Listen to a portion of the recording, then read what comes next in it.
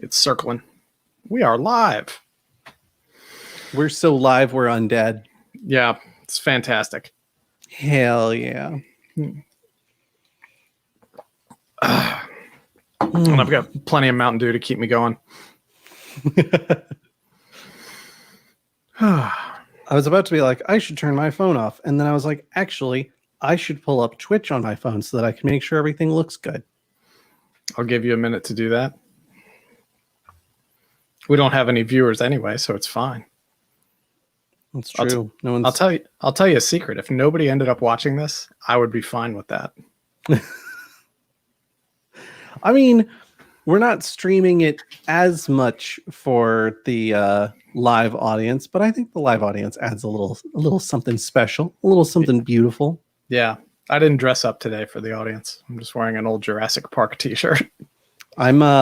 I have a t-shirt that I've had for a very long time that says I'm a lover, not a fighter. I can read. I'm very keen on. You know, I don't know what parts of these audio we're going to decide to leave in the long run. Yeah, a little pre-roll action. This sounds like it's going to be post-roll, if I'm being honest. Oh, BT Dubs. We need to schedule a re-record date for some stuff. Oh, yes, we do. For the things that have a butt audio. Yeah, we forgot to do that the other day. But I'm ready to go whenever. There we go. It's running the ad. It looked, for the all of half a second that I got video on us, it looked like we were looking good, looking sharp, looking clean. Oh, that's fantastic. So fresh, so clean. So fresh and so clean. All right. Do you want to count in from like 5 and then you can start the intro? Yeah. Are we doing the 30-second intro thing, or are we just jumping right into it? I guess we could do the 30-second intro thing. Just that's a nice thing where both of us don't have to count or anything like that. But remember, we're not referring to next episode or last episode, that kind of thing anymore. Because I think this is... Yeah, so I think this is one that we'll want to put earlier in the rotation, since it's like it should probably be among the first 4. I'm for that. Yeah. Okay.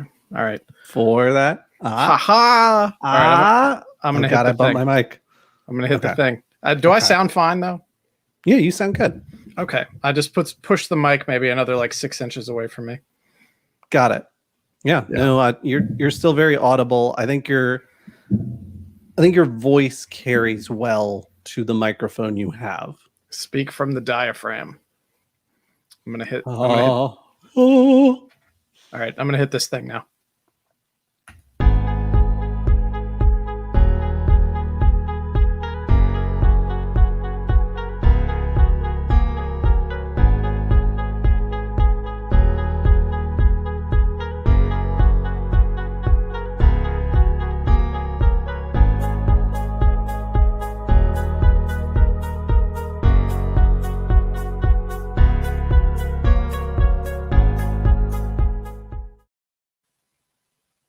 How's it going, Brandon?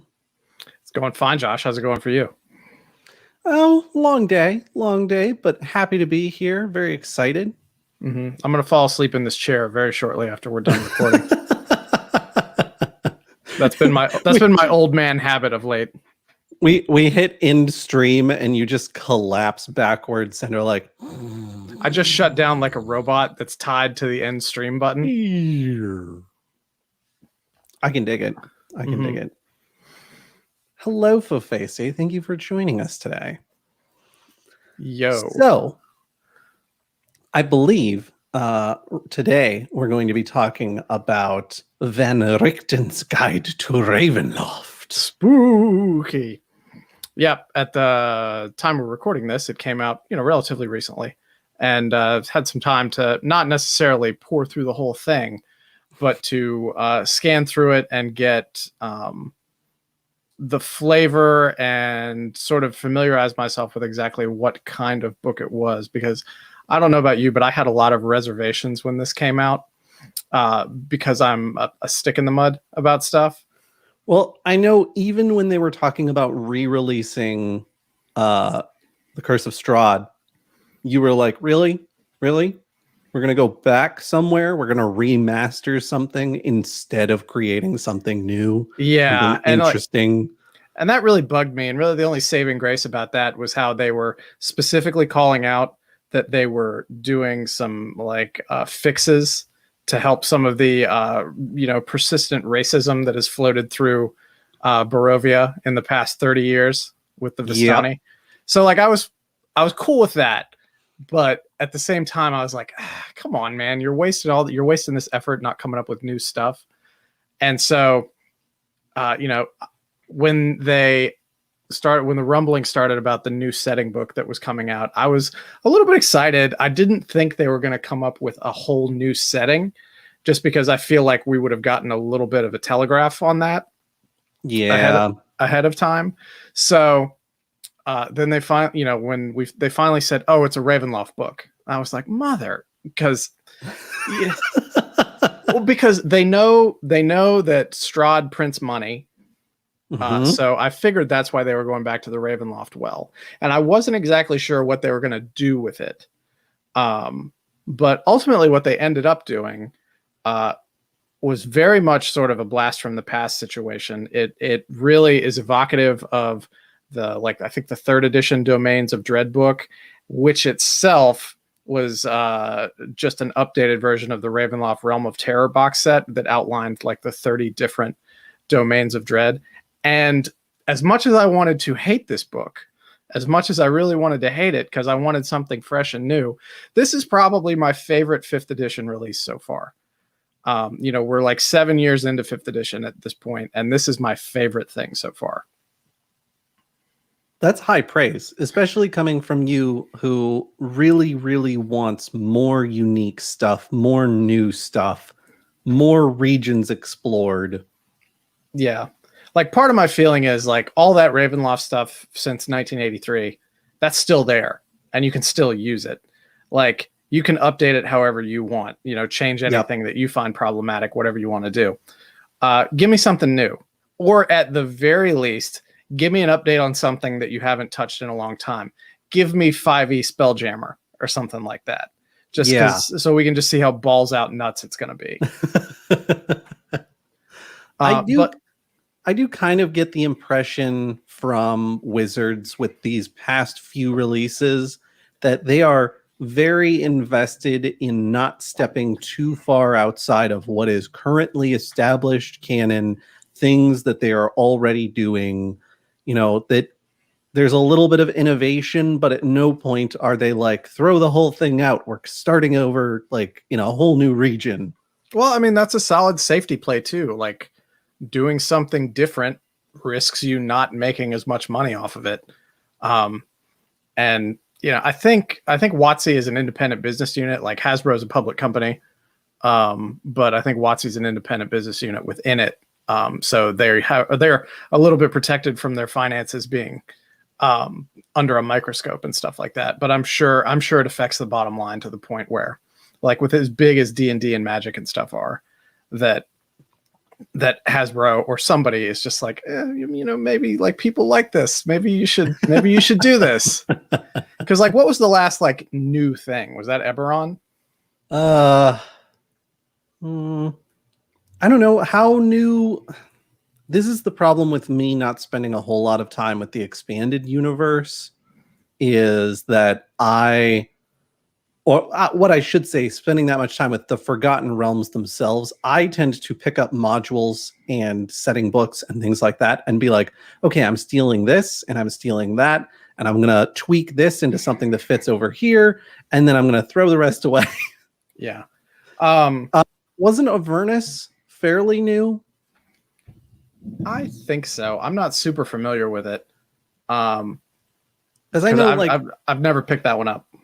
I know it is it's one of those infernal planes situations, but if I recall correctly, Descent into Avernus was exploring Avernus in a way that guides and things had not done before, where before it had been basically a bullet point on a table of potential locations, where it's this place is really hot and full of demons. Now it's got oh, well, here's all the dukes of this region and here's all of this stuff. But if you're talking about like going and exploring an entirely new region that's wholly separate from everything they've written to date, I think you're right. I think it's Eberron.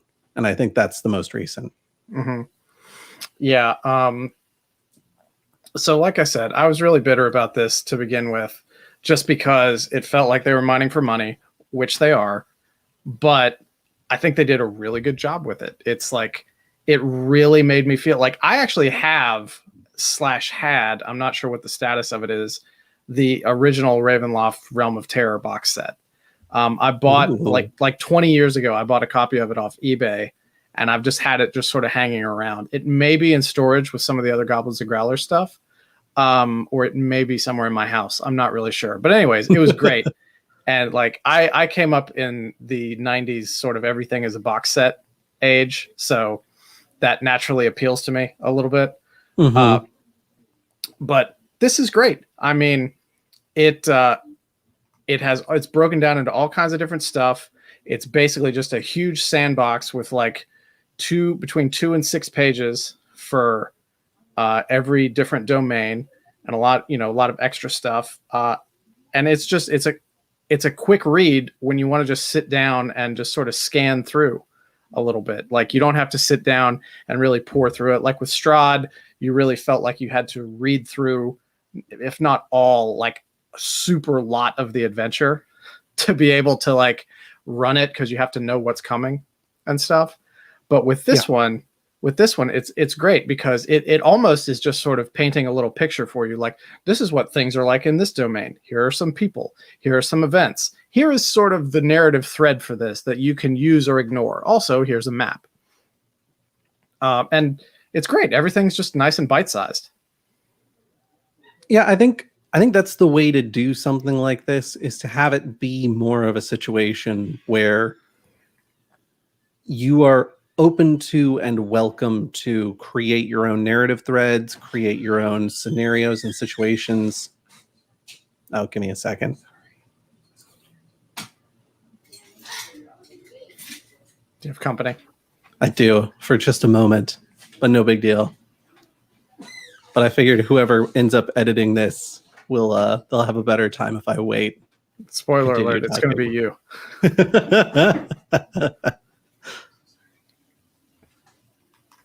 So what were we talking about? I think if you're going to do a setting guide like this, where you've got a module, you've got a bunch of different regions, and you're going to put narrative threads together, I think the way to do it is to have it set up so that there's loose narrative threads, and then people, and then some events that occur that might occur this one specific way, but here are some options for how to run it. And that way, if you decide to run that, then you've got an idea of how to run that with whatever campaign you are on. And this can be part of that quest. This can be kind of an alternate, like a side quest. This could be any of a number of things. Yeah, and I think that the major like narrative campaign books are overwhelming. Like like Rime of the Frost Maiden, for example. Like, I've read through it, but the whole thing just seems overwhelming to me because of everything going on. Because it's a living world, and all of these things are designed to be living worlds.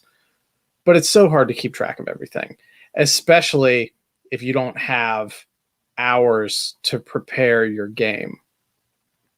It's much easier if you can just roll in with some bullet points and be able to refer to stuff, I think. I don't know. I feel like Rime of the Frost Maiden is really made to be a campaign. Mm-hmm. It is made to be, we're going to play Rime of the Frost Maiden, and we're starting out here, and this is the basic narrative progression. And there's some options for how you get places and what you do. But at the end of the day, we're going to start here and we're going to end here. And that's the line. It's not like a railroad, because there's lots of options along that path. Well, also, Frostmaiden has those options for like your different starting towns and stuff like that too. Yeah. But I think it's set up to be a complete campaign where it seems like Van Richten's Guide, there's a couple of adventures in there for sure that are, individual scenarios that you can run. But for the most part, it seems to be that Van Richten's Guide is really made for you to do what you want for your campaign, but in their setting and world. I really think this is the book that should have come out before Curse of Strahd. This book should have come out, and then Curse of Strahd should have come out later. My reasoning for that is, like, this can be the book that sort of reintroduces new audiences, or introduces new audiences and reintroduces old audiences to all the demiplanes, because there's so much, like, Strahd and Barovia are very much synonymous with Ravenloft right now. And part of that is the result of that kind of marketing and sales strategy. But some of this stuff I find, like, thematically so much more interesting than your standard, Eastern European vampire adventure with Strahd. So I think this is the thing that should have come out first, because there's even a section in here on Barovia. And then you take that, like, you take this, you get everybody, like, maybe you started out, people get sucked into the demiplane and they have to go a couple different places, and then they land in Barovia because Strahd has such name recognition that then they can go fight that big bad. And another good thing about this book is it allows for a couple of different ways for people to be able to move into and through the different demiplanes. Like, there are some actually, like, traveling domains in here, like the Carnival, for example. It's it's just sort of like a classic old world traveling carnival kind of situation. It sort of has a lot of other stuff in its orbit. Like, there's a market and some other locations that sort of travel with it as it sort of fades in and out between domains. So players can travel with it, and it's a way for them to move from one place to another, getting around the whole mist issue of not being able to escape a particular demiplane. But that's cool, because if you wanted to, if you really had the gumption for it, you could use that as a vehicle to create some sort of larger campaign that spanned through all the different domains of Ravenloft, and as a way for them to, like, travel through there.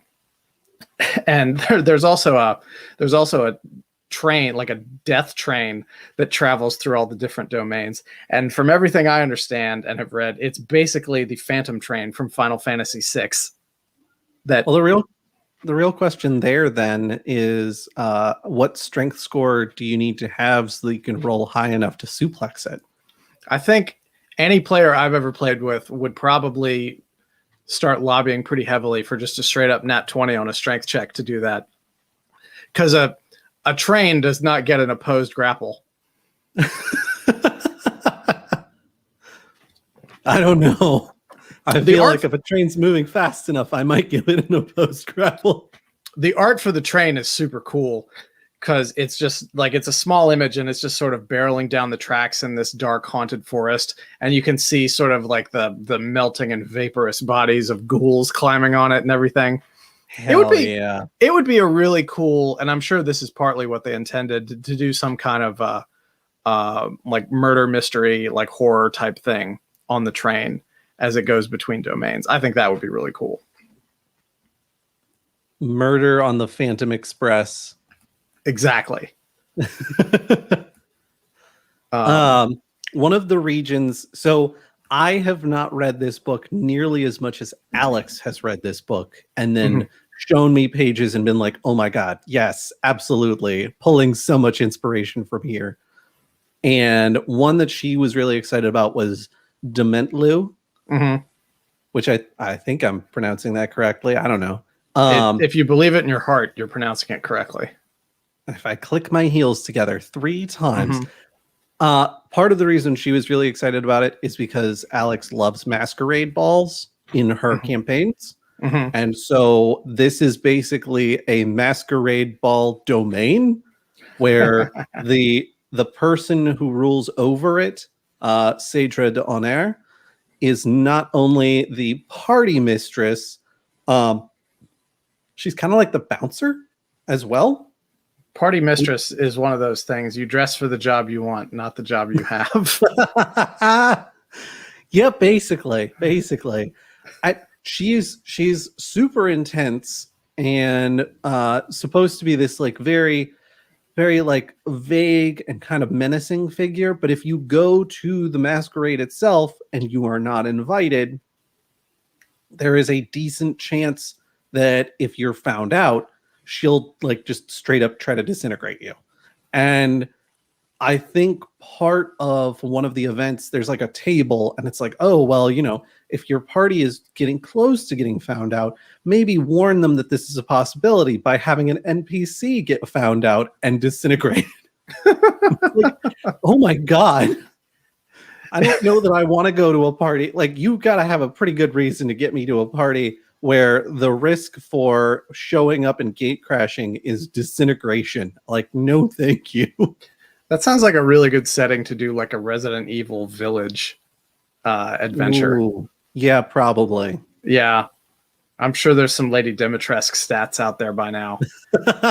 There's mods for her basically wearing everything and nothing nowadays. So there must be a stat block for her somewhere. I'm not wholly surprised to find that exists. Like, it's a lot of thirsty gamers out there. Very thirsty. I actually am only aware of the game because I don't like the Resident Evil series, because I don't like playing spooky games, because a video called Thick Lady Dimitrescu showed up in my YouTube suggestions. I'm like, what? Oh Lord. Oh Lord. Yeah. How many C's though? There were only 2, but considering she's like 10 feet tall, it probably should have been at least 3 or 4. I feel like that's minimum 3. Mm-hmm. So anyway, Ravenloft. Another couple of domains that I'll call out. One of them is Lamortia, which is basically Frankenstein, like that milieu, which Hell yeah. seems really cool. There's some like cool like golems and constructs and stuff that are part of that. There's a really cool illustration of basically a brain in a jar with arms and legs. What? Yeah, it's pretty neat. It looks kind of steampunky. But I know I've seen sci-fi, like old sci-fi, where that's the thing. It's like the brain in the jar and it takes like control of you. And they're actually, we'll get to this in a minute, but there's a bestiary in here, and actually one of the monsters in the bestiary is brain in a jar.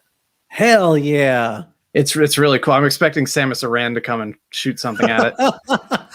But this one's really cool because I'm a big fan of your 18th, 19th century super science.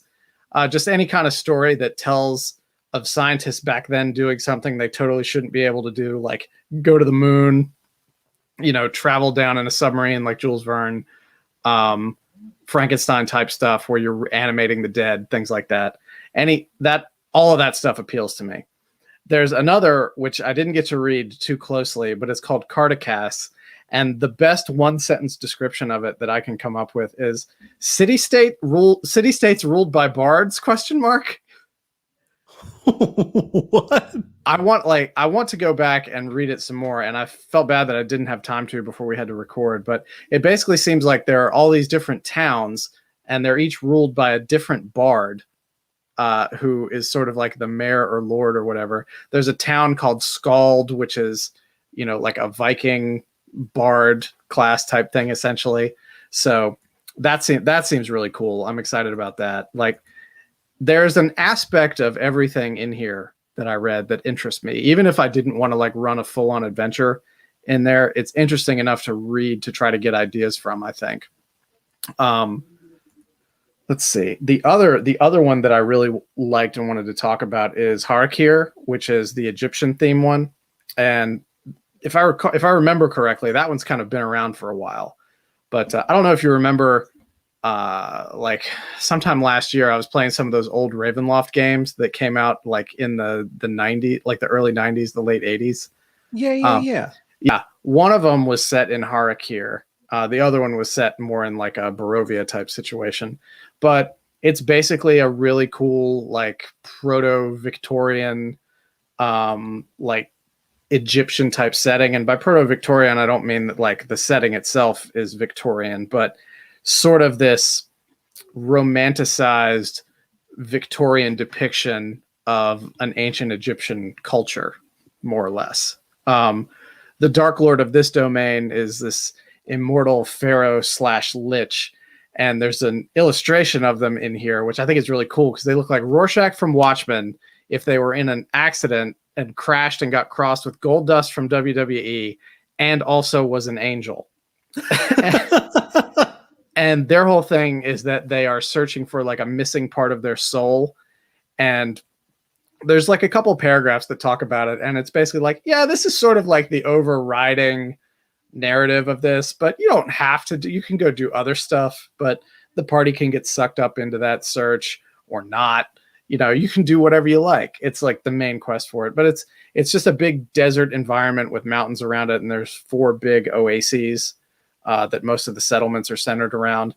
The map is really simple, but it looks like it has a lot of cool stuff that could be used for just dungeon crawls or something like that. So even if there's sort of like a labyrinth of tombs, because it's like tombs built on top of tombs, built on top of tombs over the ages.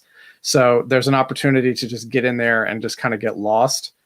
And it would be cool to take some of those thematic ideas and lift them and move them into other things. Like there are no like complicated dungeon maps for that I was able to find. So it's all just going to sort of come out of your own head, but it gives you ideas on how to theme everything and how to make it fit with whatever domain you're in. And I think that's kind of what each different description of the different demiplanes do. It's like, we're not going to do all the work for you, but we're going to put you in a direction and give you the tools that you need to be able to do it. Because another part of that is, in addition to the description of all the domains, the book has all kinds of extra cool stuff in it to help you. And the older Ravenloft stuff would do this as well, where it's basically like, hey, running horror is like a different thing. So here's some tips on how to do it. It's got chapters on how to run horror adventures, which can be difficult depending on the level of seriousness and narrative buy-in that the people at your table get. Because a lot of times people just want to play D&D as just a goof to relax, and there's nothing wrong with that. But you really have to, if you're going to do a serious horror campaign, like have that conversation early, and also have conversations about like, what are your hard no's? Because there could be like body horror and all kinds of stuff involved there. So it talks about that. It talks about like consent for that type of stuff, which is really good. It talks about creating sort of different thematic things. Like it has a guide on curse creation, which is kind of like the trap creation guide in Nordgame's Treacherous Traps book. You like pick and choose elements and triggers and stuff in it. Some traps have, instead of like, oh, you step on this sigil and you trigger the trap. It's got stuff like traps emanate different feelings. Think like Ghost Adventurers kind of stuff. Like you step through the door and your character feels the temperature drop by like 10 degrees. And that's sort of their signal that something spooky could be coming. And then there's a trap or curse consequence to that. And it'll give like a list of like, so if they're getting cursed because of this, here's like a list of stuff, and you could just assign a number to it and roll a die for it. That's like haunted traps, which is like a subset of other traps. Like it's not a magical trap, it's something different. And it's also got a short little intro adventure, kind of like Death House in Curse of Strahd, meant to like sort of onboard you and your players into doing some sort of horror related thing. And it's sort of the same setup. It's by the time you get to the end of it, your players will level up to level 3 so they can get out and do a little bit more advanced stuff. But it's designed to get you involved in the genre and then get you from level 1 to level 3 while you're doing it.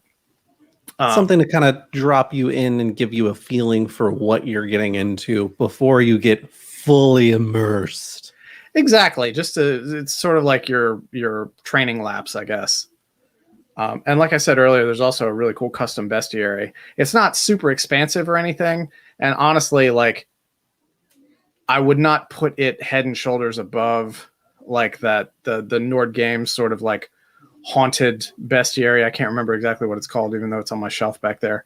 But it's got some interesting stuff like the Bagman, which people have been talking about, who lives inside of bags of holding, and he can like travel between them. I watched an entire, I think it was like a 5 or 10 minute video that they were talking about the design that went into the Bagman and kind of the concept and how it was like, we wanted to create something really horrifying that people think is generally safe. And so we wanted camp to be a sudden place of danger and long rests to be this suddenly awful thing. And yeah, you might leave somebody on watch and you might wake up and they might not be there. Mm-hmm. And it's like, oh God, no. Yeah, that's terrifying. Don't do this to me. And like I said, it's got like a brain in a jar. It's got several other really cool things in there. There's one or two that really have that sort of Lovecraftian horror vibe, like a great old one kind of situation. So I'm all about it. Like there are definitely things that in like personal campaigns and adventures that I write that I'm super going to steal from this, because I probably will not run anything in any of these domains, but I will definitely steal stuff from it because it's just a great flavor book, I think. Yeah. I'm excited to read more, and I'm excited to beg and steal and tweak and put things in other campaign worlds, because there's what I've seen already has been really exciting, and so I'm excited to see even more. Yeah, the one complaint I have, and this is my old man complaint, is they need to bring back Mask of the Red Death, which was a great second edition Ravenloft sort of not even really an expansion. It was a module, and it was a series of 3 modules that came together in one box set, and it explicitly took place in 19th century Earth. It had conversions for existing classes, like wizards became adepts, and like I think rangers became explorers or something like that. It was really cool. And there were 3 different adventures. One of them was kind of a masquerade ball kind of thing. Another, I think, took place on a train, but you were searching for you were trying to defeat the Red Death, which was some sort of like extraplanar malevolent entity. It was really cool. It's another box set that I bought like 20 years ago on eBay and then never had a chance to run. But I would sit and read it all the time, being like, man, I wish I had a D&D group that could play this.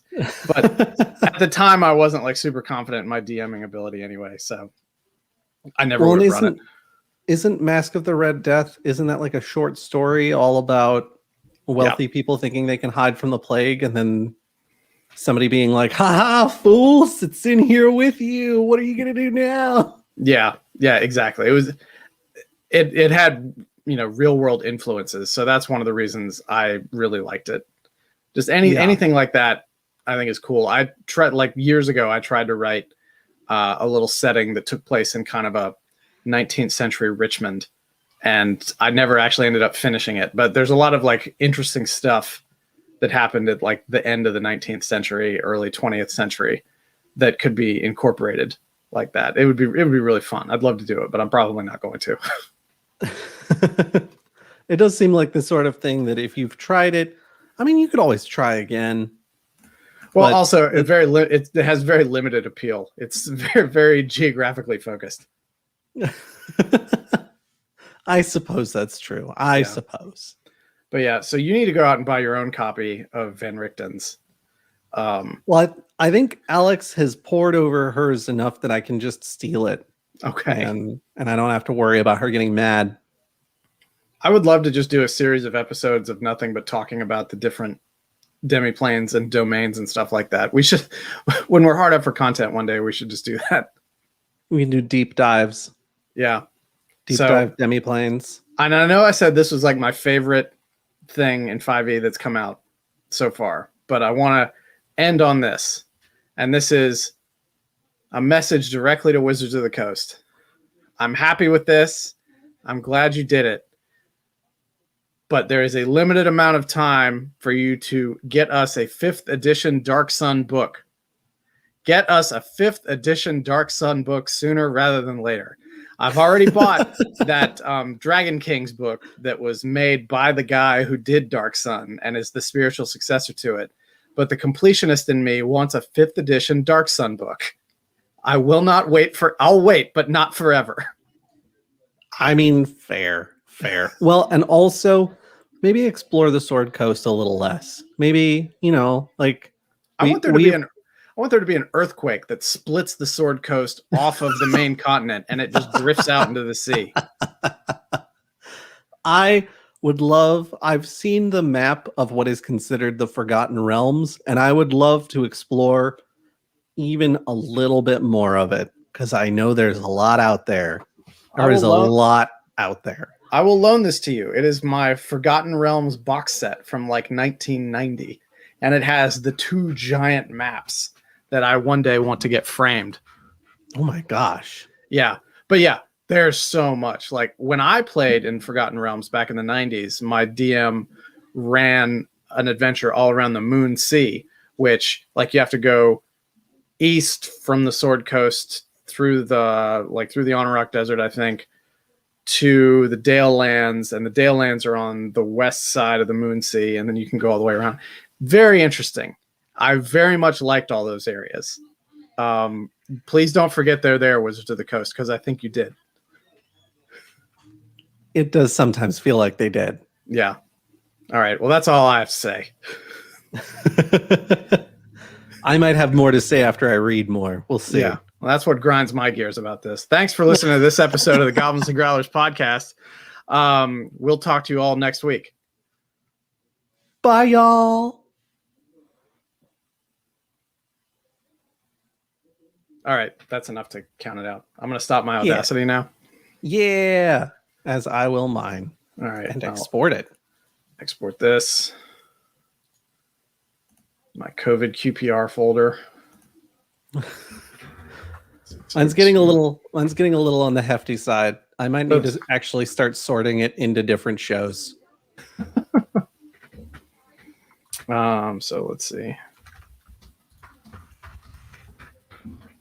GGP Van Richten.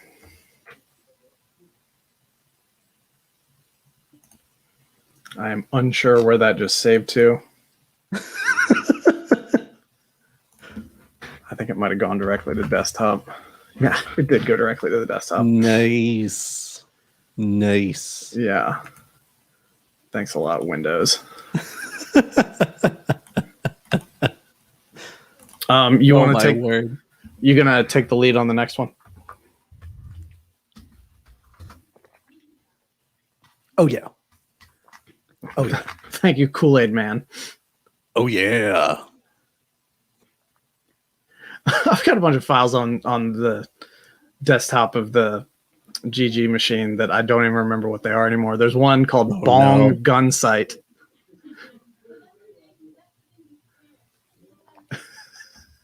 I'm sorry, what? Yeah, Bong. What does that even mean? I don't know what it means. That's the thing. I'm gonna drop this in the right folder, and then I'm gonna rename it so I don't accidentally save over it. All right. You want to clap sync again, and then we will do the 30-second count. Yeah. Oh, that's a nice wall behind you, Josh. It'd be a shame if someone Kool-Aid Man did. Kool-Aid Man and Macho Man Randy Savage are actually brothers. Oh, yeah. All right, I'm recording on Audacity now. I'm just glad Macho Man Randy Savage didn't burst through more walls. I'd be concerned for his health. Yeah, he wasn't much of a barrier breaker. Let me know when you're ready to clap. I'm ready. Let's do this. All right, count it in. 3, 2, 1. 3, 2, 1. Let's do that one more time. That one was a little out of sync on my end. 3, 2, 1. Good enough. All right, 30 seconds begin now.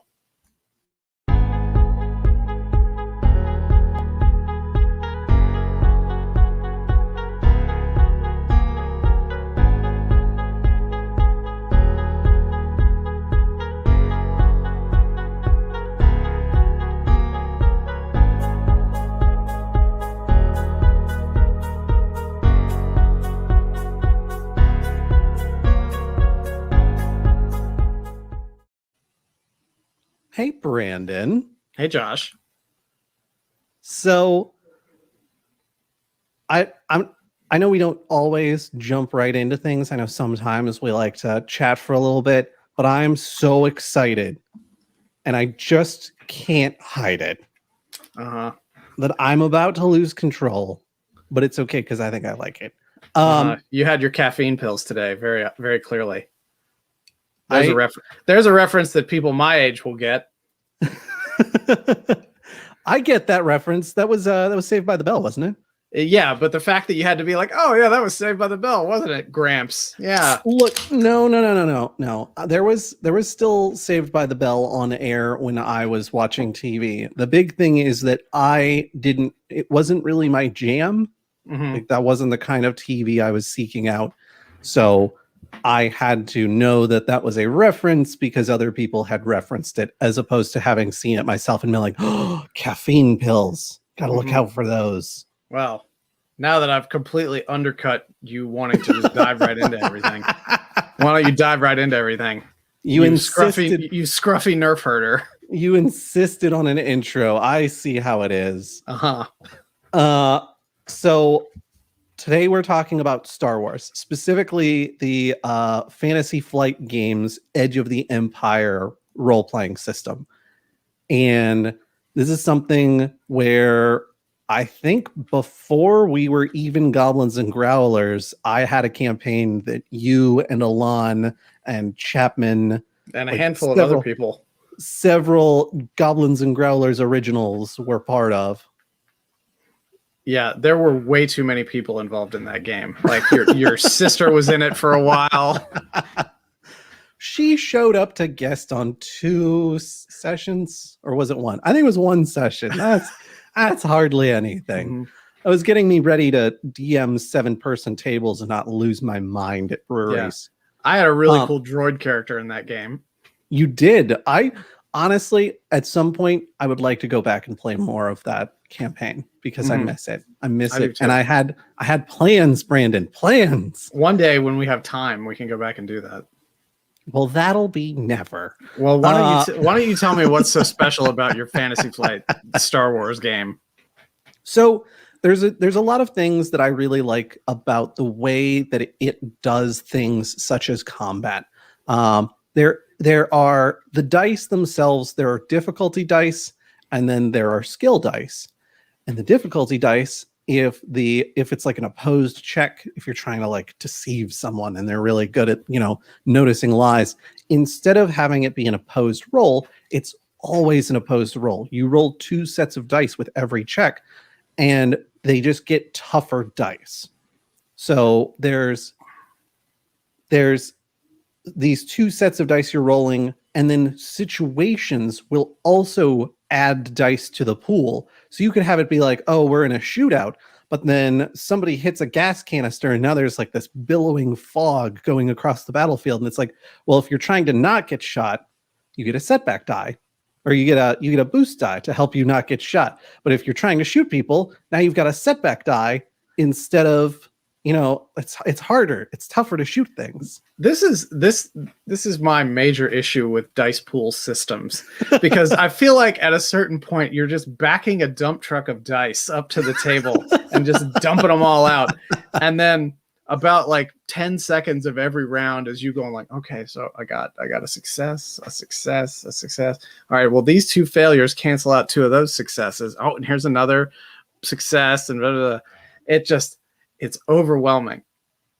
For me personally, my solution was always, first of all, I love rolling a huge handful of dice as often as physically possible, which is weird because I almost never play wizards, which you would think I would play more wizards in Dungeons and Dragons if I was really, really invested in rolling big pools of dice. Mm-hmm. Having said that, though, for my solution was I would roll the both sets of dice all together, and then I would match, like, oh, these cancel each other out, you go off to the side. These cancel each other out, you go off to the side. And then whatever I had left over would be my result. This actually gets really nicely into something that I really, really appreciate about this system. You can fail, but still have an advantage at the end of your failure. You know, you might like, oh, I tried to shoot this guy, and it's like, well, you miss. You don't shoot the guy, but you have a significant amount of advantage on the table that you can spend to do something cool all the same. And it's like, well, maybe, I don't know, I don't hit the guy, but maybe I hit the rope that's holding the bridge together. And now he has to race to get off the bridge he's on, or he's going to fall into this pit. And it's like, hell yeah, absolutely. No, I love success without a cost, or success with a cost, like mechanisms, or failure with, you know, something that happens for you that's good. But just, I've been rewatching the final season of Parks and Recreation recently, and there's one scene after Ben creates Cones of Dunshire. He goes somewhere, discovers somebody else is playing it, and he challenges them to a game of it. And there's one scene in it where, like, right at the end, right before he's about to win, where he just has a bunch of dice in his hand and he throws them on the table without looking at them. And it's really like 30 dice or something like that. And every time I see that, I think of the Fantasy Flight Star Wars game. I mean, theoretically, you should be maxing out at, let's see, 5, 10, around 16 or so. And that's if you've got a lot of boost and or setback dice on the table. But yeah, regardless, that part of that, once you've got skill, once you're trained in and proficient with things, instead of getting like, oh, well, you get a +2 to all your rolls, and that's really exciting because now you can add numbers. Instead, you get instead of rolling a D8, now you're rolling a D12. And the D12 has, actually, I take that back. I think it's a D20. And the D20's got all these like beneficial options on it. Like it's a better dice. It's got more like positive outcomes on it. And then it's also got something called Triumph. And Triumph is basically a lot of advantage all at once, or doing one really cool thing. And you can have scenarios where you roll a big, huge pool of dice and you come out of it with failure, threat, meaning that like, oh, something bad's going to happen to you and or whatever you're trying to do, and triumph all at the same time. And so it ends up being like, well, the failure, you know, you tried to shoot the guy and you missed. The threat is that you to get a good shot at him, you moved out of cover. So now you're like a sitting duck. But the triumph is that you disarmed him. Like that's so awesome. Like you shot the gun out of his hand or something. Exactly. Like you did no damage to him, but you managed to hit his gun and knock it from his hand. And so now like you got like a standoff situation almost. Like I love it so much. And just like I have tried to implement as best I can at my table the option for, yeah, you know, you missed, you shot a firebolt and you didn't hit the guy you were trying to hit. But you know what? Let's roll damage because you're in a forest. Mm-hmm. Yeah, I like to do stuff like that because, yeah, like the characters exist in a world. They're not just in a vacuum with the enemy. It's not like a battle screen in Final Fantasy or something like that.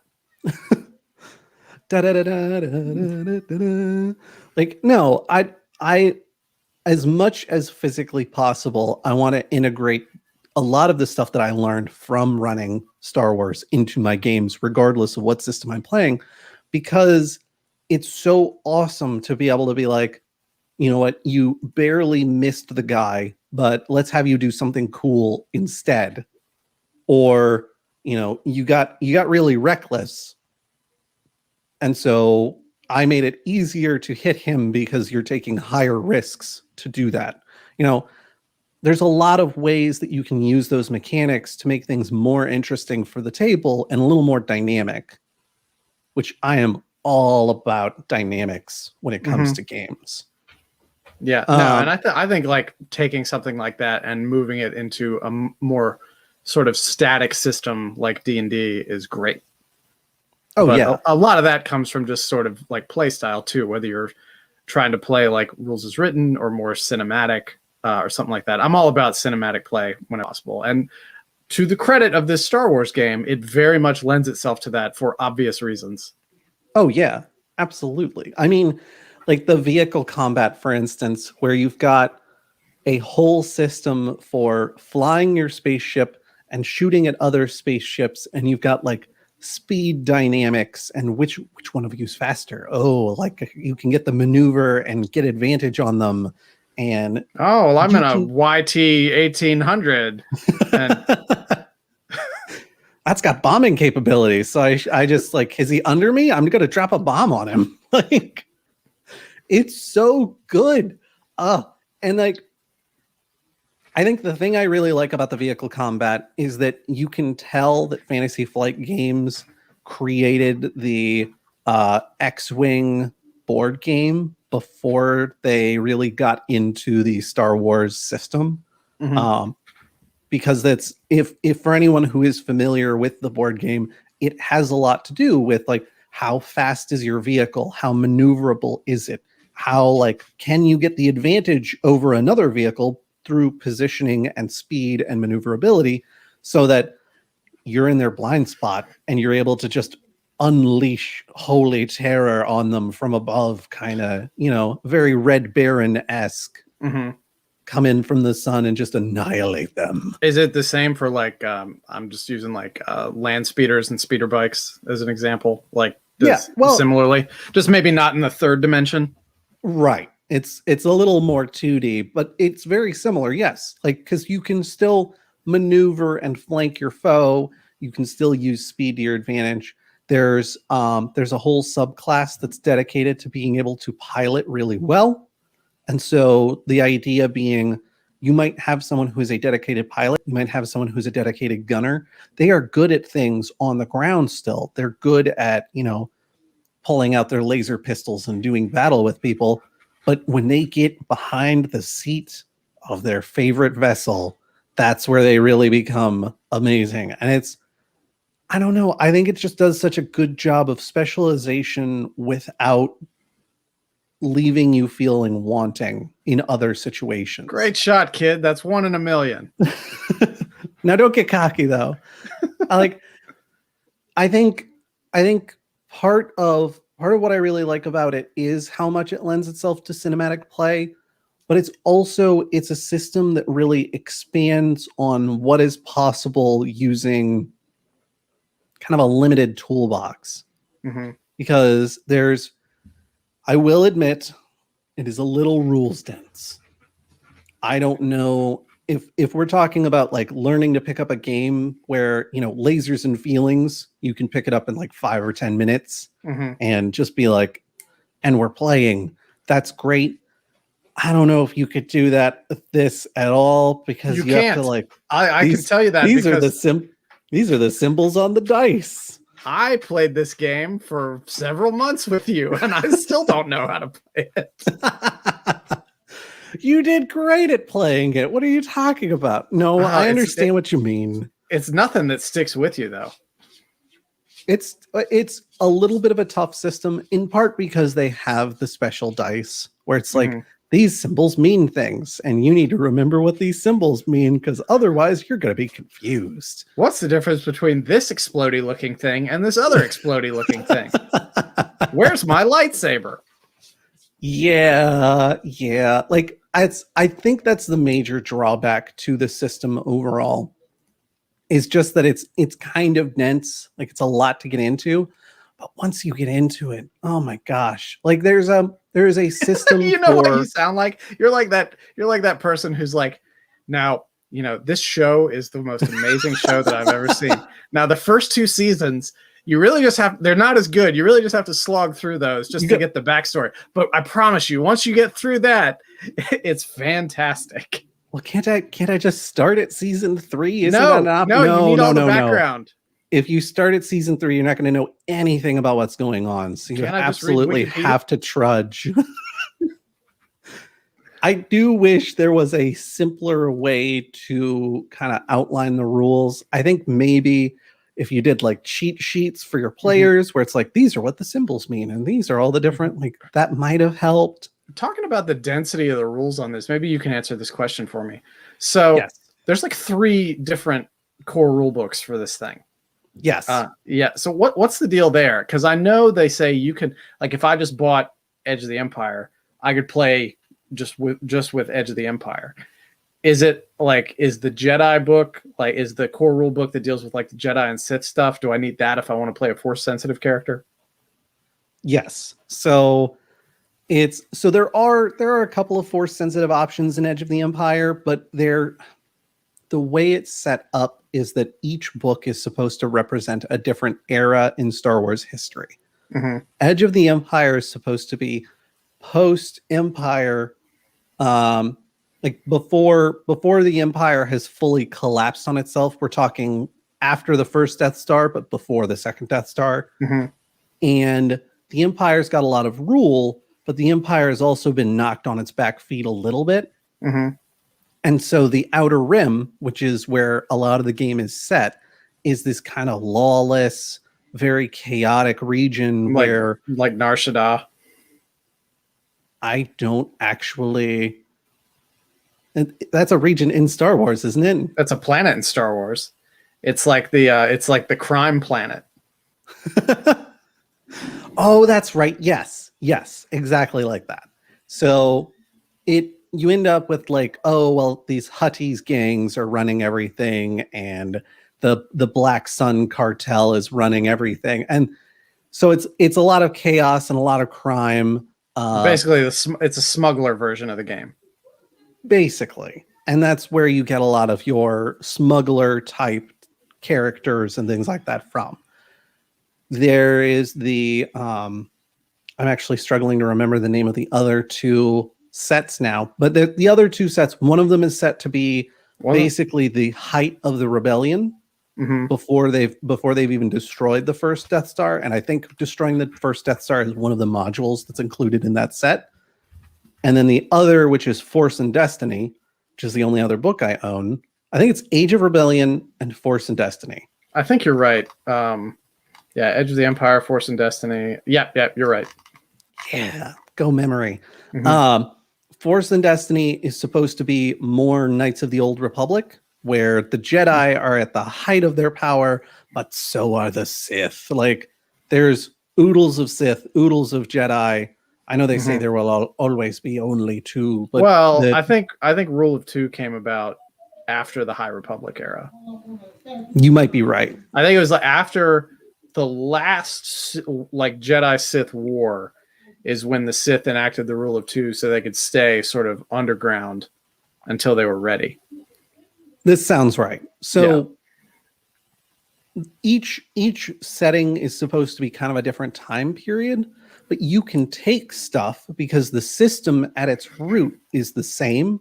Mm-hmm. You can take stuff from each system and move it into other systems, almost like module books. Right. So if you want to play a race that's only available in Force and Destiny, you can get the Force and Destiny book and then just lift the stats for that race and use it in Edge of the Empire or Age of Rebellion. I didn't even think about races differing among the books. So like in Edge of the Empire, for example, is that where I would find like, I don't know, the Hutt? If I wanted to play as a Hutt, the race stats would be in there. I think Hutt is specific to a smaller, like a campaign module. Okay. Book. The primary races that you'd find in Edge of the Empire are like Wookiees because of, Chewbacca. Mm-hmm. That's where you find like there are these, I'm trying to remember their names. They almost never get talked about, but they are these super like violent bounty hunter types that are just known for really decimating things. Bosk was one of them. Oh, okay. I don't remember the race name, but I remember Bosk. Yeah.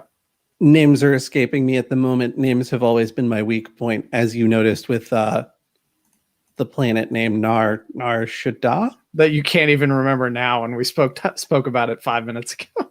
Exactly. Names, not my forefront. Well, there's different races in each, and they each kind of highlight different aspects of the Star Wars universe and different time periods. Mm-hmm. Bosk is a Trandoshan, by the way. Trandoshan. Yep. That's one of the playable races in Edge of the Empire. Okay. That you're not going to find in like humans are in all three. Mm-hmm. That sort of thing. I think Jawas are an edge of the empire. Like if you wanted to play a Jawa, that's where you'd find one. Or if you wanted to play one of the pig guards from Jabba the Hutt's palace. Yeah. I want to say it starts with an M, but God, I'm so bad at names. It's also been so long since I ran anything in this universe. And the latest movies. Gamorrean, thank you. Yeah. I guess a good mnemonic for that is Gamorrean starts with a G, and so does Ganon. And Ganon in Legend of Zelda looks like a pig. Yeah. Ganon Link to the Past has powerful Gamorrean energy. He's got the trident, is a pig on two legs. Anyway, something that exists in all of them that I really like is the adversary system. So basically, there are three classes of foes that you might go up against. There are minions, there are adversaries, and then there are nemesis. The minions all have they're all yellow, they have round heads, and they wear goggles. No, thankfully. No. Oh Lord, no. No, the minions, the thing with minions, adversaries, and nemesis is that there are special abilities that will allow players as they level up to do things like walk into a room, exhaust that ability until their next long rest equivalent, and just wipe an entire room of minions out. Like it could be 10, it could be 100. You walk in, you exhaust the ability, and the idea is supposed to be that you are carrying this big, heavy weapon, and you are so proficient at using it that you can just Rambo anybody who comes through the door at you, and they will come at you in waves, and they will come at you in direct lines of sight because they're just dumb minions. I mean, does that extend to something like Force Lightning? I don't know that Force Lightning has that capability, but I think Force Lightning does absolutely chain from person to person, creating problems for all of them. As long as you can carry a current. Exactly. You could play droids, as you were talking about earlier. Like there's so many options. Oh my God. But the thing that's cool about the adversary system is that adversaries are set up so that when they go down, they're not necessarily out.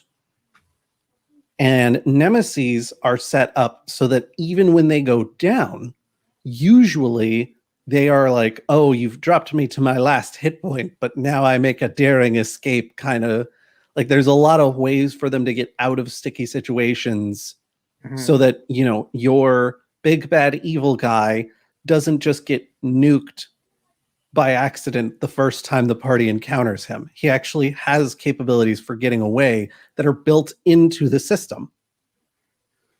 It's been a few years since we played, so I don't really remember, but is it like a class-based character creation, or is it more like point by like Shadowrun? So it's mostly class-based, but there's a little bit of shifting around you can do. So you pick your race and you pick your class, and the two of those have base modifiers, and then you get a little bit that you can spend in a point by style to adjust those base modifiers to be something more in line with what you were trying to do. The downside to this is that means that unlike something like Dungeons and Dragons, where you can have a gnome barbarian who is just as capable a barbarian as an orc barbarian, maybe minus a couple of racial features, you end up in a situation where a Wookiee brawler is going to be much better at brawling than a Jawa brawler. Well, that makes sense. Yeah, it's fairly sensible. It's a little bit limiting, but I still appreciate enough of the rest of it that not having quite that range of customization, it doesn't really mess me up. You can be anything from I get so excited and then I trip over my tongue. There's a variety of classes that you can be. And then there are subclasses for those classes but everything lines up so that you're always going to be good at something in any situation. You know, we were talking earlier about like pilots and gunners. You know, you get them out of their ship, they're not quite as functional because a lot of their abilities rotate around being able to do stuff with a ship. And so they're not, you know, a lot of their special features become unavailable when they're completely away from vehicles, but they're still really good shots. They're still quick. They're still, you know, able to think through difficult situations. And they've still got some abilities that are helpful even away from their ship. But then you get them into what they specialize in, and that's where they really shine. That's where all of their capability really comes through. And it's like, oh man, I'm so glad we have a pilot in the group so that we don't get lost trying to fly from star to star. Go ahead.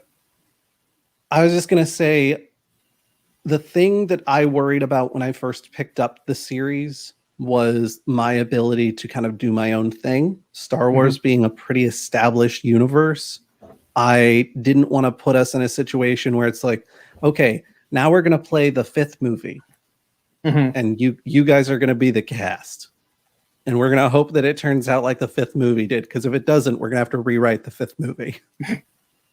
Like,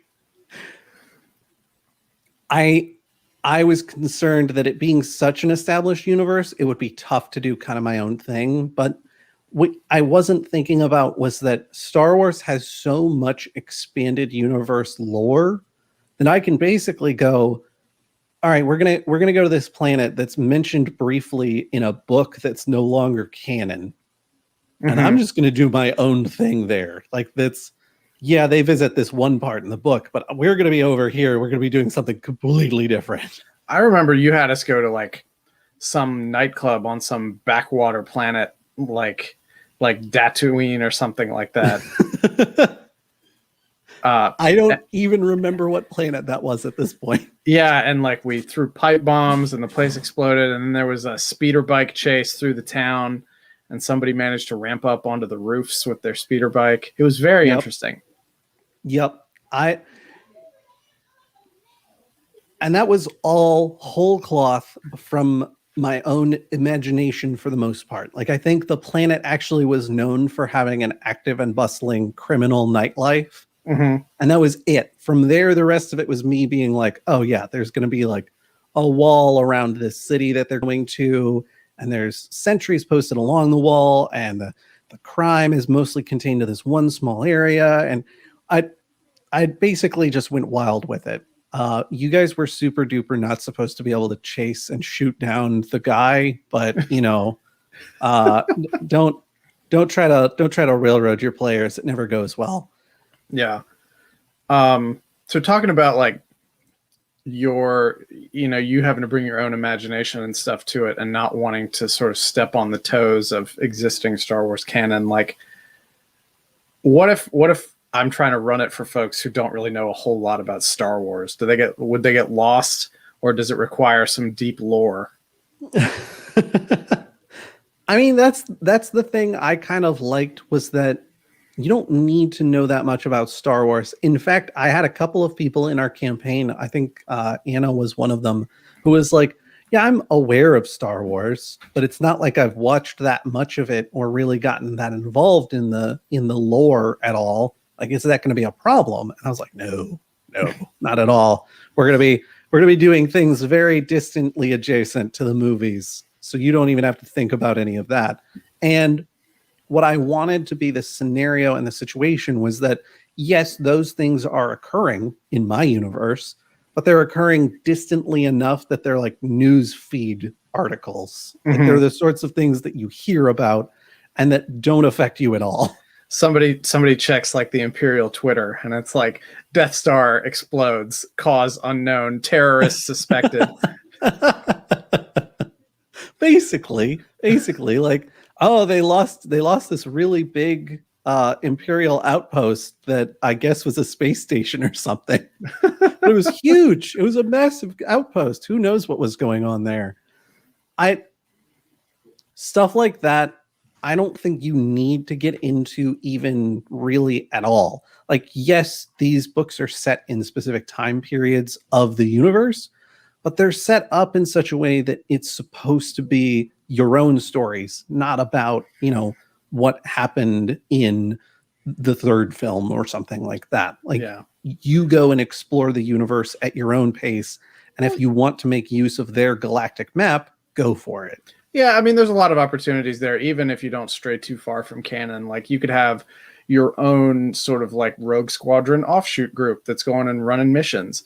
You could Yeah. have a party full of like old Jedi that escaped Order 66 and have been hiding out somewhere, like off, in the far edges of the galaxy or something like that. That could be really cool. Absolutely. Did you ever play the previous Star Wars role-playing game system, that the most recent one before Fantasy Flight? I had exactly one opportunity to do that, and I showed up too late to actually play. Okay. I ended up being delayed getting there, and so I got to sit and watch people play. Mm-hmm. But they were like, "We're already like 2/3 through. What we're doing is not really a good spot for introducing someone right now. So just hang out, Mm-hmm. have some pizza." Yeah, I played the Star Wars RPG that was out in the late 90s, early 2000s. A friend of mine who lived up the street, he was huge into Star Wars. So like during the summers and stuff, me and him and his brother would play sometimes when we weren't playing GoldenEye on N64. And I can't for the life of me remember how it worked, but I think it was like maybe a 2D20 system. Yep. I'm really reaching pretty far back in my memory there. But yeah, I played a smuggler. I enjoyed it. It seemed pretty straightforward. And I think that might be why I was like, Fantasy Flight seems complicated because I remember playing that one and it was pretty basic. I mean, part of that, I think, is the Fantasy Flight system is based on a slightly different system that Fantasy Flight has called Genesis, Mm-hmm. which itself is made to be a little bit more of a do what you want with the settings and everything, but here's the rules for how to run it. Mm-hmm. And Genesis is great. I really wanted to run something in Star Wars, particularly because I really wanted to run something where a bunch of people are part of a bounty hunters guild. Mm-hmm. So that was the campaign we were running. Right. You were Mandalorian before the Mandalorian. Yes. I don't know if you recall, but I had a wallet that was Boba Fett themed for a very long time. I do remember that. And that was well before Disney even owned the Star Wars franchise. I'm a little old school like that. No, I don't think you need to know that much about the Star Wars universe to run games in this system. It's largely about how much do you enjoy sci-fi? How much do you enjoy, planet skipping and doing battle in space and things like that. And if you're into all of those things, I think you should go and check it out because I love that system so much. And yes, it is a bear to get to know it first, but it's so worth it once you do. Yeah, this isn't Star Wars, but as you know, I'm a huge Star Trek fan. I'm probably as big a Star Trek fan as you are a Star Wars fan. I think that's accurate. Cannot stand the modifious Star Trek role-playing game system. I think it's awful. It's overly complicated. And that is why I have desperately been trying to find simpler solutions for running a Star Trek RPG. That's probably, if I were desperate to run a Star Wars game, I'd probably be sort of in the same boat. Like, man, I don't want to first pay like $170 for 3 different core rule books for this thing and then have to learn the system and then have to teach people the system, which realistically it'll take maybe like 2 or 3 sessions before they really start to grok what's going on. Again, I'm very much a proponent of find me a D6 system that works, even if those D6 are fate dice, and we'll go from there. We'll talk about one day. We'll talk about the Star Trek system for Modifius and my myriad problems with it. I could just be a gaming curmudgeon on that episode. I feel like we've run that together, and I distinctly recall being like, "Wait, what am I doing? How does any of this work?" And Bread Bowl shoes. That Star Trek system was a travesty. Yes, it was. Oh, that's right. That's right. Bread Bowl Shoes was there, and so was Liz. Yeah. Oh man. Ah, difficult times, y'all. Difficult times. I will say you don't have to buy the 3 core books. You really only have to buy one of the 3, and that can be what you run off of. If you want to have more races, you want to have more vehicles, you want to have more items, then you have to expand out and buy more books. But I think that's true of any system. Yeah. Oh, I think if you want to have more races, you're definitely going to have more vehicles just to begin with. Oh man. Well, Josh, your knowledge of the Star Wars Fantasy Flight TTRPG is impressive. Most impressive. Thank you. Thank you. I try. I really try. Final thoughts? I would say even if Star Wars is not super much your jam, if you've been looking for a sci-fi system, something that's got a nice comprehensive rule set that you can pick up and you can figure out pretty quickly, and it's got sweet vehicles and things like that, check out the Star Wars series. I wouldn't say like run out and buy a book right now and try to run it with your friends, but like go see if you can check out your local game store's copy and get a feel for kind of what the system is like. I've found it to be a ton of fun. I've found it to be really, really excellent for exploring the space and also for having kind of different campaigns, because there comes a point where you're like, swords and sorcery is great, but I'd really like to do something with laser pistols. And this system fills that need. I'd really rather do something with light swords and force sorcery. But just remember, if you will, just remember if you go pick it up, remember to clean out the trunk of your car to fit all the dice that you're going to have to buy. Thanks everybody for listening, and we'll catch you guys next week on the Goblins and Growlers podcast. Bye, y'all.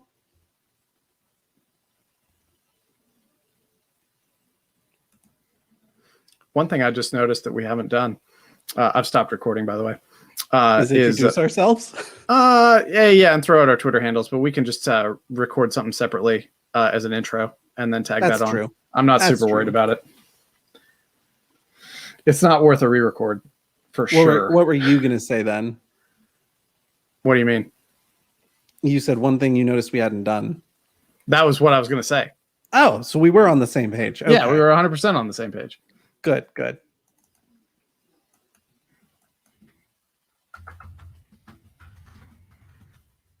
right. Which one do you want to do next?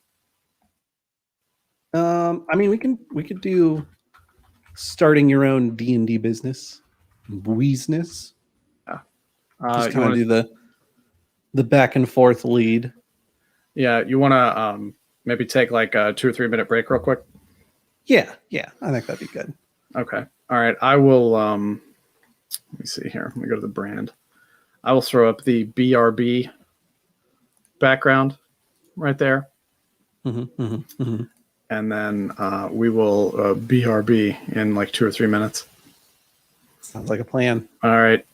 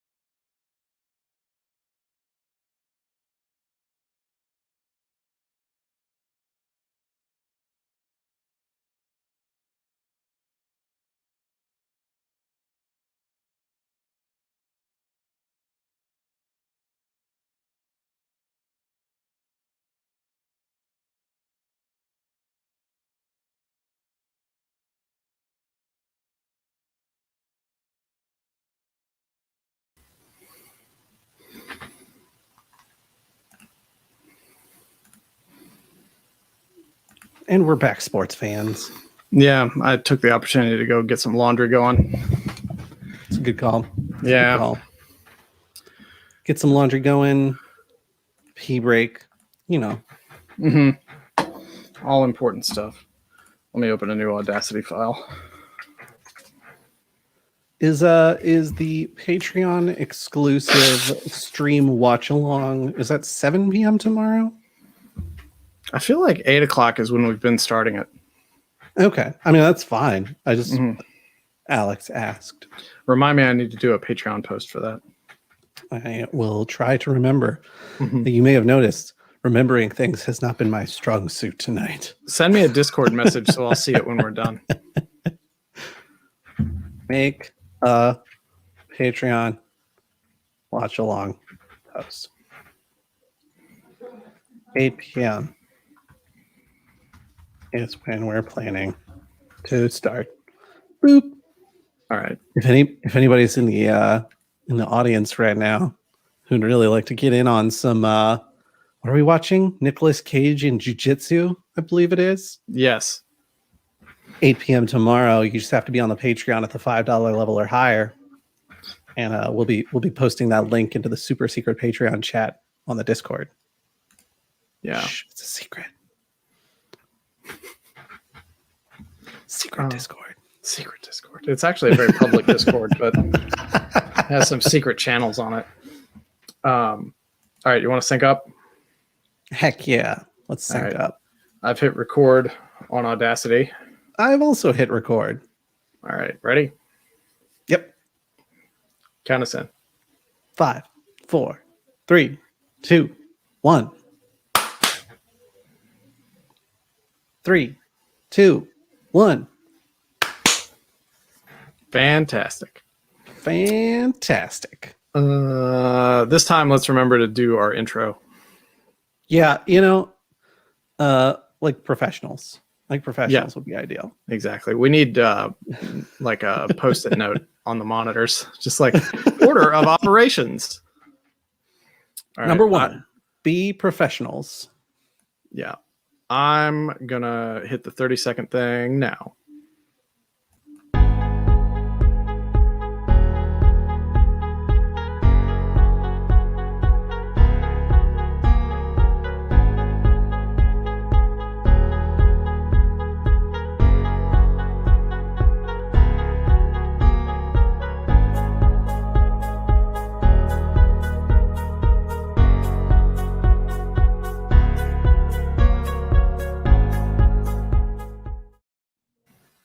Hey, Brandon. Hey, Josh. How you doing? I'm doing well. Thanks, everybody, for tuning in to the Goblins and Growlers podcast. I'm Brandon at Wave Brandalore on Twitter. And I'm Josh at Black Cloak DM on Twitter. And so today we're going to talk about something pretty near and dear to both of us and sort of the entire genesis of Goblins and Growlers as a whole. And that's about starting your own D&D business and how do you do it and what's involved. Oh, yeah. This is a question we get at cons a lot. Yeah. The short answer is through a lot of work and with a lot of work. And then simultaneously being very fortunate. Yeah. So for anybody who doesn't know, who might be listening, Goblins and Growlers started as before we branched off into doing like podcasts and streams and stuff like that. Goblins and Growlers was purely a D&D event company in Richmond, Virginia. We would have arrangements with like local venues where we would organize and run public Dungeons and Dragons games at that venue, bringing them business and stuff. And we would be compensated for that. But, COVID, so we haven't been doing that for a while. But we're making plans to get back into it. But anyway, the whole thing started because there was a pickup game of D&D that was running in Richmond. And several of us ended up going to it. And we became friends. And it moved from one place to another. And then I don't feel like I'm giving myself too much credit, for the idea or anything. I don't feel like I'm stealing anybody's thunder for this, but I thought, like, I wonder if there's a way, because we were just doing it like we ran it at a bookstore and you could just come in and play, and then it was at a hostel in town and people could just show up and play. It was very sort of unorganized. It was essentially the D&D equivalent of a pickup basketball game where you just show up and if there's room you can play. And it became a little more ambitious as we went along, but one day I started wondering, like, I wonder if you could take this into a space like a brewery or something, because most of the time when you see games of D&D, they're being run in sort of the back part of a gaming store. And there's a lot of stigma and maybe unintentional and intentional intimidation that goes on that stops people from going into a space like that. So we wanted to take it out into more of a public space and make it more accessible for folks maybe who are interested in playing but were intimidated by going into those kind of spaces. So started running games in breweries. It started off pretty well. We ended up getting some interest from other breweries and locations. Thank you, Fofacey. From other locations and things. And it just sort of like grew and grew and grew. Eventually, it got to the point where we were running like 5 games a month, like 1 a week. And then there would always be 1 week a month where we were running 2 games a week. And it was ridiculous. It was absolutely ridiculous. But anyway, that's sort of the spiel that we give at the beginning of talks that we give at conventions and things like that. And then, like Josh said, that sort of invariably leads to like the post panel conversation of like, so tell me how you did that. Like, what all went into that? And like I said at the top, like the short answer to that is a lot of work. A lot of work, and I think also a lot of people overestimate the kind of money that the business creates. We are very fortunate in that 90% of the time the business pays for itself, and the other 10% of the time we are in a financial position to help the business continue. None of us have been paid by the business. There are a couple of contractors that we pay. Like, we pay people for their art, and we pay Gabe for doing such a wonderful job mixing the Quid Pro Roll sounds and music and making us sound good. Yeah. Our sister podcast, the actual play Quid Pro Roll. Yeah, exactly. At Quid Roll on Twitter and quidproroll.podbean.com or wherever you get your podcasts. Oh, very nice plug. Very nice. It's like you're a professional or something. Yeah, exactly. I think a lot of people, they look at us being on panels and things like that at cons and they go, wow, like they are professional Dungeons and Dragons people and they must be making so much money from this. And it's like, the reality of it is that this is a nearly full-time job that we do because we love it. Yeah, I wish I could make a full-time living doing that. I work as a mortgage lender, and D&D is a lot more interesting than that. But talking about D&D, one of the we'll just go through some of the questions that we get, and then talk about some of the things you sort of have to keep in mind when you're doing something like this that you may not think that you're just not going to think about. But one of the questions we get is like, do you guys ever do like other systems? Have you ever thought about doing other systems? And yes, we've thought about doing other systems. No, we don't do other systems. And that's just because part of it's an accessibility thing. Like, you want to get people into the tabletop role-playing game sphere. Like, you're going to be able to do that with the name recognition that Dungeons and Dragons has as sort of the catch-all for rolling dice and having a little character sheet in front of you. If you tell somebody like, yeah, we're going to play Deadlands or Mothership or something like that at the brewery, they're not going to know what the heck you're talking about. D&D is something that they see, they understand. Even if they've never played it before, they understand what it is. Like, my parents understand what D&D is. They've never played it, but I've played it since I was like 15. So that's really where their whole lens is through it. So they know what it is. But it's an accessibility thing. it gets people in the door and it gets them interested in the hobby. And from there, if they want to start going down some different paths, they can. D&D, especially 5th edition, is a super easy system to teach somebody. I have been a part of arguments on Reddit about it's a very complicated system, but really it's not. Like I don't understand anybody who says that 5e is overcomplicated. It may not be elegant, but it's roll dice, add number, or roll dice, subtract number. Occasionally roll multiple dice. That's pretty much all there is to it. And somebody can learn how to do that in one session. If somebody comes away from their first D&D session, especially in a public environment where they may be playing at a table with people they don't know, if they come away from that and they don't at least feel like, oh, I think I can get this. I think I got this. They're not coming back. So why D&D? It's because it's easy, it's accessible. There's top of mind awareness about it among people who play or want to play or have played in the past. We've had people who are like, oh man, I haven't played D&D since like 3rd edition.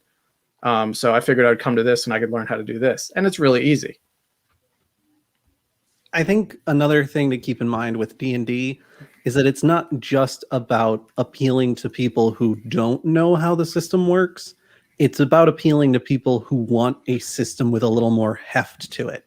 Because we could run a super rules light system as well and have it be something where, you know, you walk in off the street and we can teach you how to play in 5 or 10 minutes. That wouldn't be that troublesome. The trouble there is that the people who want something that's a little crunchier and a little more rules heavy, where they can like create their character class and really like mess with the rules to try and tweak it in such a way that they feel like it's kind of overpowered even, they're not going to be satisfied with that sort of gameplay style. Yeah. They're going to walk in and be like, this is really lame actually, because I can't do nearly as much of the cool stuff I want to do with my character sheet. And then I want to be able to roll these big dice and make all these huge numbers appear. And instead I've got 2d6. And that just, I make or break on 2d6. Yeah. And on the flip side of that, you can't have somebody show up and be like, all right, so we're going to spend the first hour and a half teaching you how to play GURPS. You still won't understand it. And then we'll play the last hour and a half. We'll be trying to play GURPS. And if you survive, you can come back next week. So that's sort of the first question there. D&D is kind of the middle of the road solution, essentially, of complexity. It's complex enough to keep people interested, but easy enough that they can learn it pretty quickly. And there's already such a wealth of easily available ancillary materials that you can go get or look up online. And, you know, you can play it for free if you just use the system reference document. You can get that for free at like 5esrd.com. Well, and for us, we, even when we were running games, which hopefully we'll get back to in the near future, we want to have it set so that we can print out a few documents and then you just have a quick reference sheet that you can look at, so that when we're talking about like, oh, you know, this is what we're trying to do, you can just look at that and go, okay, so what kind of dice do I roll for that? And you get told that information and then you're ready to go.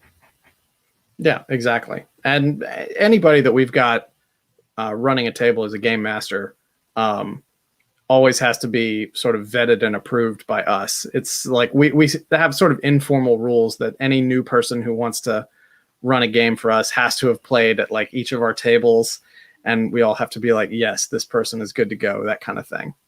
Well, and then they have to run multiple games before we consider them a like formal Goblins and Growlers DM, because for us, it's so much more about everybody coming in and having a good time than it is about like, well, let's just maximize how many people we get at tables and just go for it, like cut loose. And I think that leads into one of the other points we wanted to talk about. But it's like, if you're sitting there thinking like, man, it would be really cool to start a D&D business like this, like running D&D events or something like that, determine why you want to do it.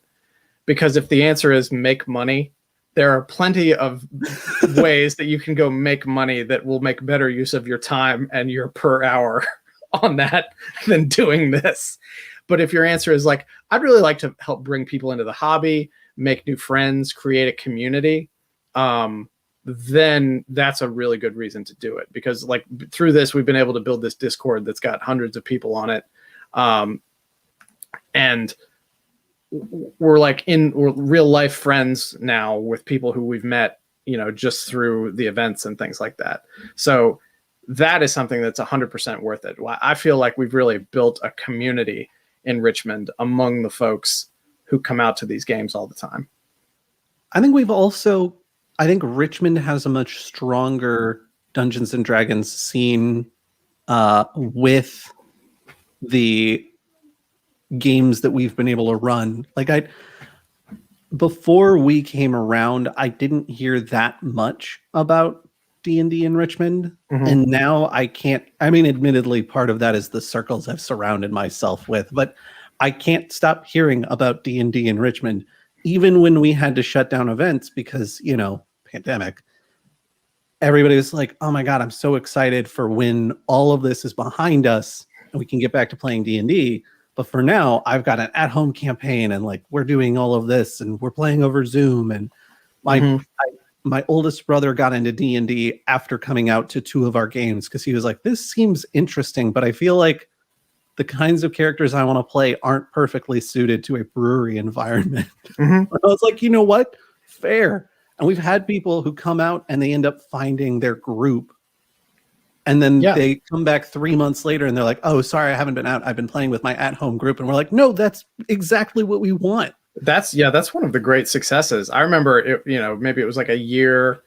No, it was like 2.5 years ago, something like that. I was at an art show downtown, and one of the artists there was one of the people who had been coming to our games since the beginning, but I hadn't seen in a long time. And we were just talking. He's like, hey man, I'm really sorry that I haven't been out. I've been playing my group that I found after I started going there. We play on Wednesday nights and I just don't have a lot of time. I was like, that was the goal, to help people.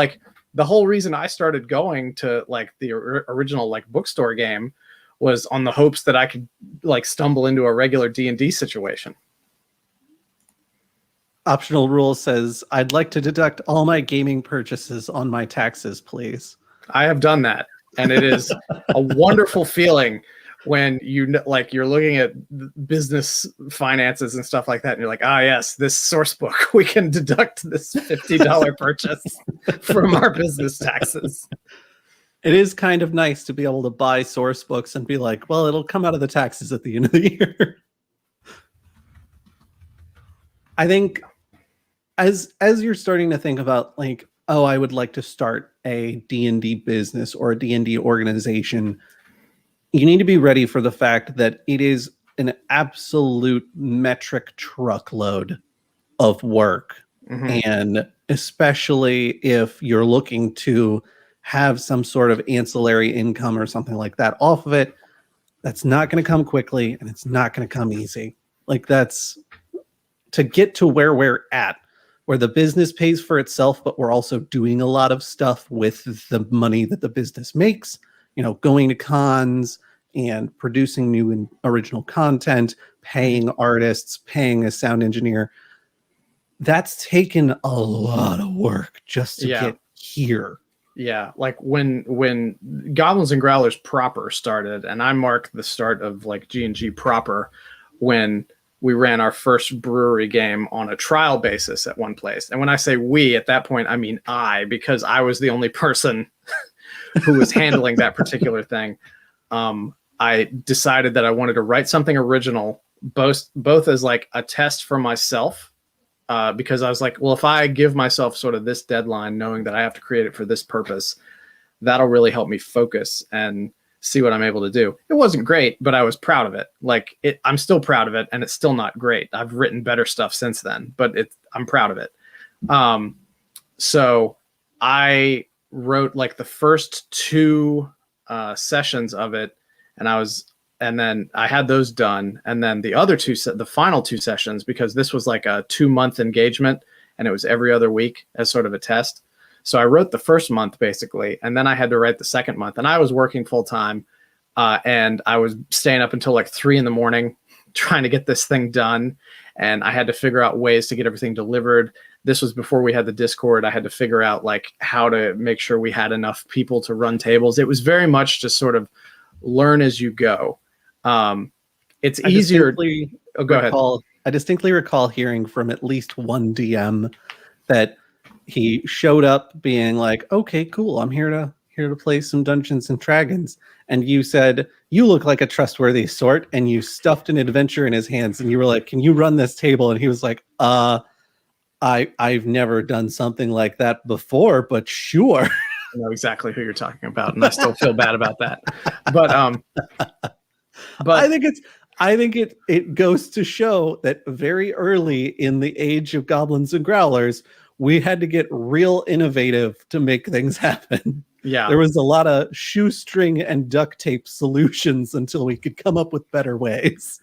Yeah. And, another reason that I was pretty adamant about wanting to do original content stuff is because you want people to come out and experience something they haven't experienced before. Like, it would be pretty lame if we were advertising running a game and then they show up and we're playing like Lost Mines of Phandelver, which there's nothing wrong with Lost Mines of Phandelver, but like everybody's played that. Or a lot of people would have played it and they would have been pretty bored and they might not have come back.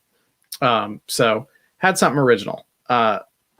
Original content's really the key, because at some point you're going to want to have that original content. You're going to want to have your original IP, even months and years after you used it in an event. You're going to want to have it because it's going to come in handy for maybe something you want to do on a stream, maybe something you want to release, something that you want to monetize. And you can't do that if you're wasting your time. And I'm emphasizing wasting your time running other people's content, because you also want to stretch yourself creatively, because that's how you get better at that kind of thing. Yeah, I think if the long-term goal is just to run D&D, then you're probably fine, purchasing adventures off of DM's Guild or running things from modules or from campaign books or things like that. If your long-term goal is to become a company where you sell your own adventures, you've got your own content line and things like that, if that's the long-term goal, start from ground zero. Like, that's step one. Start building your own original content. You may not be able to use it, like you said, for years, but if you're building it that whole time, then at the point that you're ready to start publishing it, you can have whole books, which is kind of what we did. We went from publishing nothing to publishing an entire book of one-page dungeons all at once, which, as I recall, was something that you were like, "We're going to have this ready in time for GalaxyCon in January." And I was like, it was December at the time. Yeah. It was late December then, because I remember being like, that's a lot to do in less than 2 months. Yeah. I mean, it ended up being the right decision for a number of reasons, and I'm glad I did it, but it was stressful. It was very stressful. And that is sort of like part and parcel of running a small business, which is basically what Goblins and Growlers is, even though we don't get any money from it. It's a small business. It's a very small business. Yeah. Like, as far as organization, we're incorporated as an LLC. We have an ownership agreement, all that stuff. We have an accountant, an attorney, all that stuff, just to make sure everything's on the up and up. That's something to think about if you want to start doing this, especially if you have partners who are helping you. And if you want to do it right, you will need partners who are helping you. So you definitely want to look at some sort of formal organization that's beyond just a few people working together on a thing.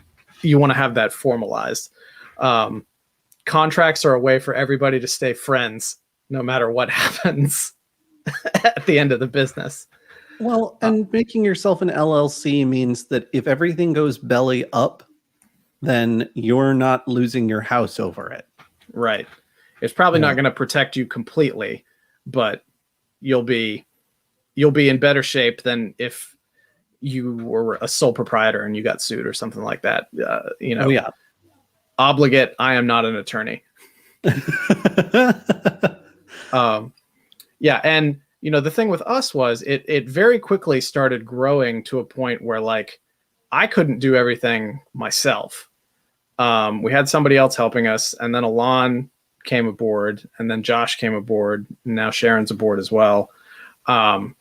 And it takes all of us to keep it running. And, I'm not even talking about people like Alex and Gabe who focus more on the Quid Pro Roll podcast aspect of things, or our legion of volunteer GMs that we rely on all the time.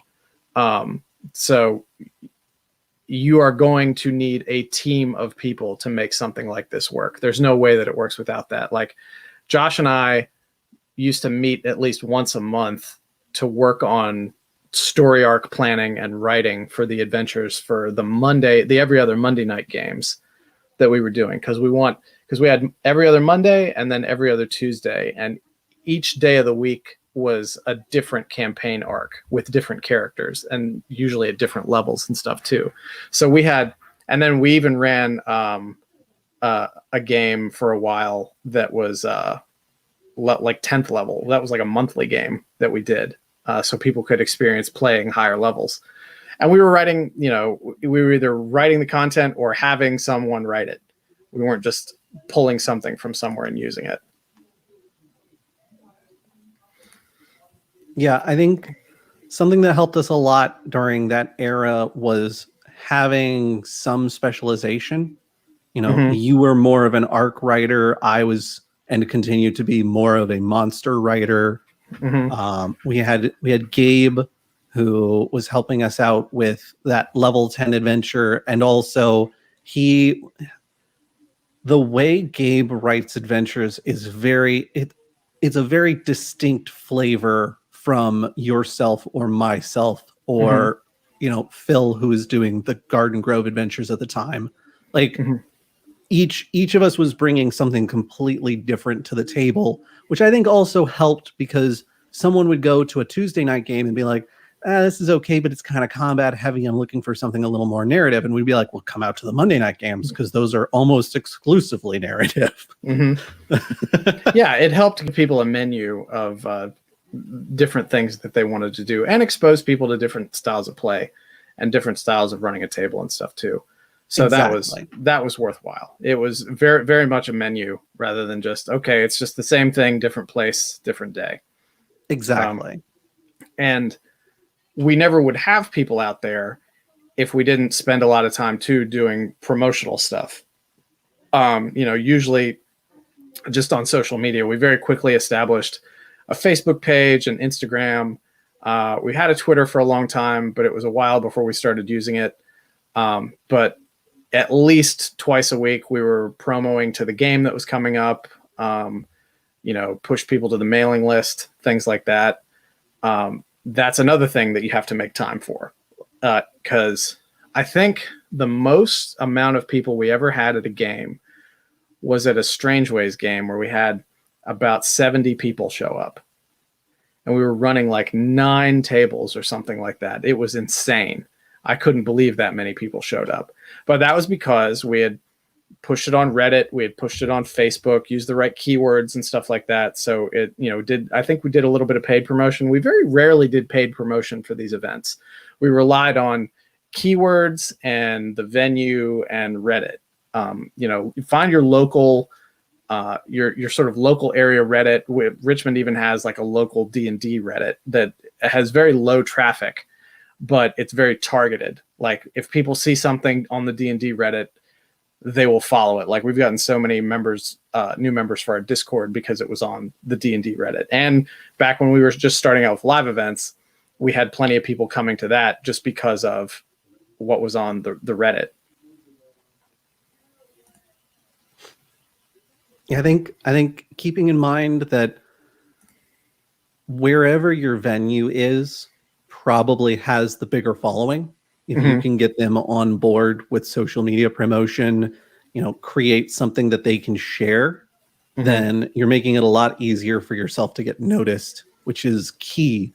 If you're going to get people out, people have to know you're there, and they have to know when you're going to be there, which I think part of the social media promotion that we did, that I think is part of why we were so successful, was we had consistent dates that we were going to be at things. You knew that every other week, Tuesday, we'd be at the same location. Every other week, Monday, we'd be at the same location. if you wanted to come out for a game, you knew where we were and when that was. And another thing to that was creating adventures that were drop in and drop out capable. Mhm. You know, a little more monster of the week and a little less, you know, high fantasy drama, because you don't want it to be a situation where somebody shows up and they play a game and they're like, this was great, I'm going to come back when I've got time. They come back 3 sessions later and they're like, I have no idea what's going on anymore. And Mhm. it took like 20 minutes just to get me caught up on what had changed since last time I was here. Like, that's not fun. That's Yeah. not, you want it to feel like a no pressure environment. Show up when you can, have a good time, and, you know, we'll see you next time. One of the early strategies I had to combat that was, you know, I had people sign up on a sheet when they came in. We just had a sign-in sheet, and you know, mainly it was to track attendance, but also to get some email addresses so we could set up an email list to like better inform, like directly inform people about what we were doing. And one of the things I tried to do at the beginning was like after every game, like write up a recap of what happened and send it out. And like I abandoned it very quickly because it was a nightmare to do, because that's just time I didn't have to spend. And also what we quickly learned is that every table is doing something different, and every table is going to have a different result. And on some tables, the GM is just going to have to completely go off the rails and come up with their own thing to get it figured out. So people ended up sort of not caring. And then at the like if we have, you know, episode 1 of something here, and then 2 weeks later we have episode 2 of something, we would just include like a 2 or 3 sentence description of like sort of the canon record of what happened, like what as written happened at the last adventure. And then if it was roughly the same group playing with the same game master, they might carry on their original thread from the last time. And ultimately I learned to just chill out and not care and let people just have whatever fun they wanted to have with it, because it didn't hurt me none. I distinctly recall fairly early on establishing the concept of it being a multiverse. Yeah.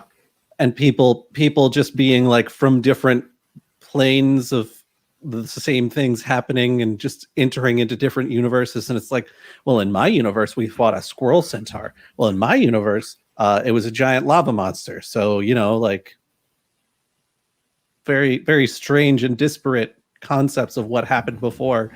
Mm-hmm. It also doesn't help that you've got DMs who are wildly different in how they want to run an adventure. Mm-hmm. Like, I think Alon used maybe 30% of the content anytime he sat down to play. Mm-hmm. But that's because Alon is the kind of DM who sits down with a post-it note that says "sexy goblin?" ? Yeah. And that's like all his notes for that entire session. Yeah. And I don't mind drifting. I just would rather have a bit more of a structure around which to orbit, rather than just sort of like the fey creature that Alon is, just flitter back and forth through some plot points in the back of my head. Yeah. But some other stuff that we learned fairly quickly is that, well, we learned it, we didn't implement it fairly quickly, but learned stuff like, oh, like you have to find vendors for your merchandise, and then you have to have a system for ordering it and managing it. And it wasn't until we brought Sharon aboard to sort of start managing that kind of stuff, like sort of as an ops manager, to make sure like we have things and we're working with vendors and ordering things and paying for things.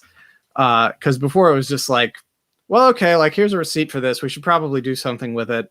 How much did we spend on that? Is it how much do we have to put on the taxes for that? I'm really not sure. So know that going into it, because like you're going to, as you're doing this, be coming up with things that are merchable, I guess, that you're going to want, like t-shirts or something like that. Scout out some vendors, shop your prices, find the best price for, you know, the highest quality you can afford, and always presume you're going to sell less than you order, because you don't want to get stuck with 200 t-shirts that are not moving anywhere. Fortunately, that's never happened to us, because we've never ordered that many, but it's like it can happen and you don't want it to happen.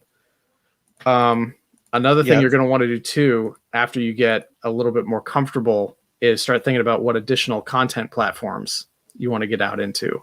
Because after a while, then we were like, we should start like an actual play podcast. Like, we're a little late to the game starting an actual play podcast, but there's still a lot of value there, especially growing your audience beyond sort of a geographic limitation, like what we were dealing with our public games. And then expanding into Twitch, exploring doing some other podcasts, things like that. And it can even, like, additional content platforms can even take the forms of other in-person games, but like running them for a charitable organization, like Alon did for the Cat Cafe, things like that. Central Perk. Yeah. The late Central Perk. Oh, I hope they come back. I really do. We actually were really fortunate because about the point that we were thinking about, oh, maybe we should like do some Twitch streaming and things like that, was I think a grand total like 5 months before the pandemic hit. And we were like, well, it's a good thing we were planning on bringing some stuff digital because that's our life now. Yeah, it ended up working out really well because just about the time we got comfortable with it was when we had to start using it to really like stay in touch with people, aside from the Discord, of course. Yeah. I mean, the Discord has been huge for us. I'm super glad that we set it up as early as we did, because when you're talking about building a community, you need a way for that community to stay in touch. And showing up to games every week is great, but not everybody can make it out to every game. And sometimes somebody in the community, they might get really busy. They might be gone for 2 or 3 months because their schedule is just not lining up with games. And they miss people that they now consider their friends. They want to talk to them. They want to hang out with them, maybe arrange a brunch, but without some kind of medium for communicating with the group at large. And we found it to be useful, not just for that community aspect, but also for doing things like organizing our GMs for games, for organizing some of our special events, for communicating to people what's going on, when it's going on, where it's going on. It has been huge to have something where we can just like reach everybody who's interested in what we do and go, hey, here's the thing we're going to be doing this week. Come check us out. Like I imagine at least a few people joined this particular stream because I posted in the Goblins and Growlers chat saying, hey, we're going to go stream, jump in. Yeah. And it's definitely something that has helped with a lot of my sort of mental state during COVID quarantine. Just still being able to communicate with people and maintain friendships has been really solid. Oh my God. I think that is at the very least, goblins wise, that's been a universal truth. Because I know I feel that way. I know Alon feels that way. I know Sharon lurks a bit more than anything else, but also feels that way. Like, it's been a way for us to feel like we still get to hang out with people and we still get to talk without, risking our health. Yeah. We're running a bit long, but I think that's fine. There's a couple more things that I want to hit. Another benefit of doing something like this is it can qualify you as an expert in the community. Like, based on what we were able to build with Goblins and Growlers, with public games and things like that, we were able to parlay that into running the tabletop area for GalaxyCon 2 years in a row.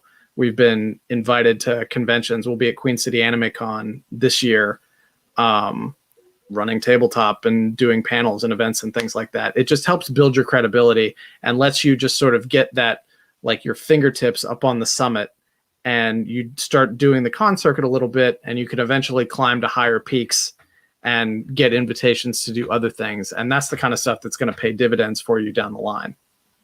Yeah, I mean, some of the really cool people that I've met and been able to guest on podcasts and have them guest on our streams and things like that, it's been exclusively because we travel in con circuits and we are viewed as experts in our field.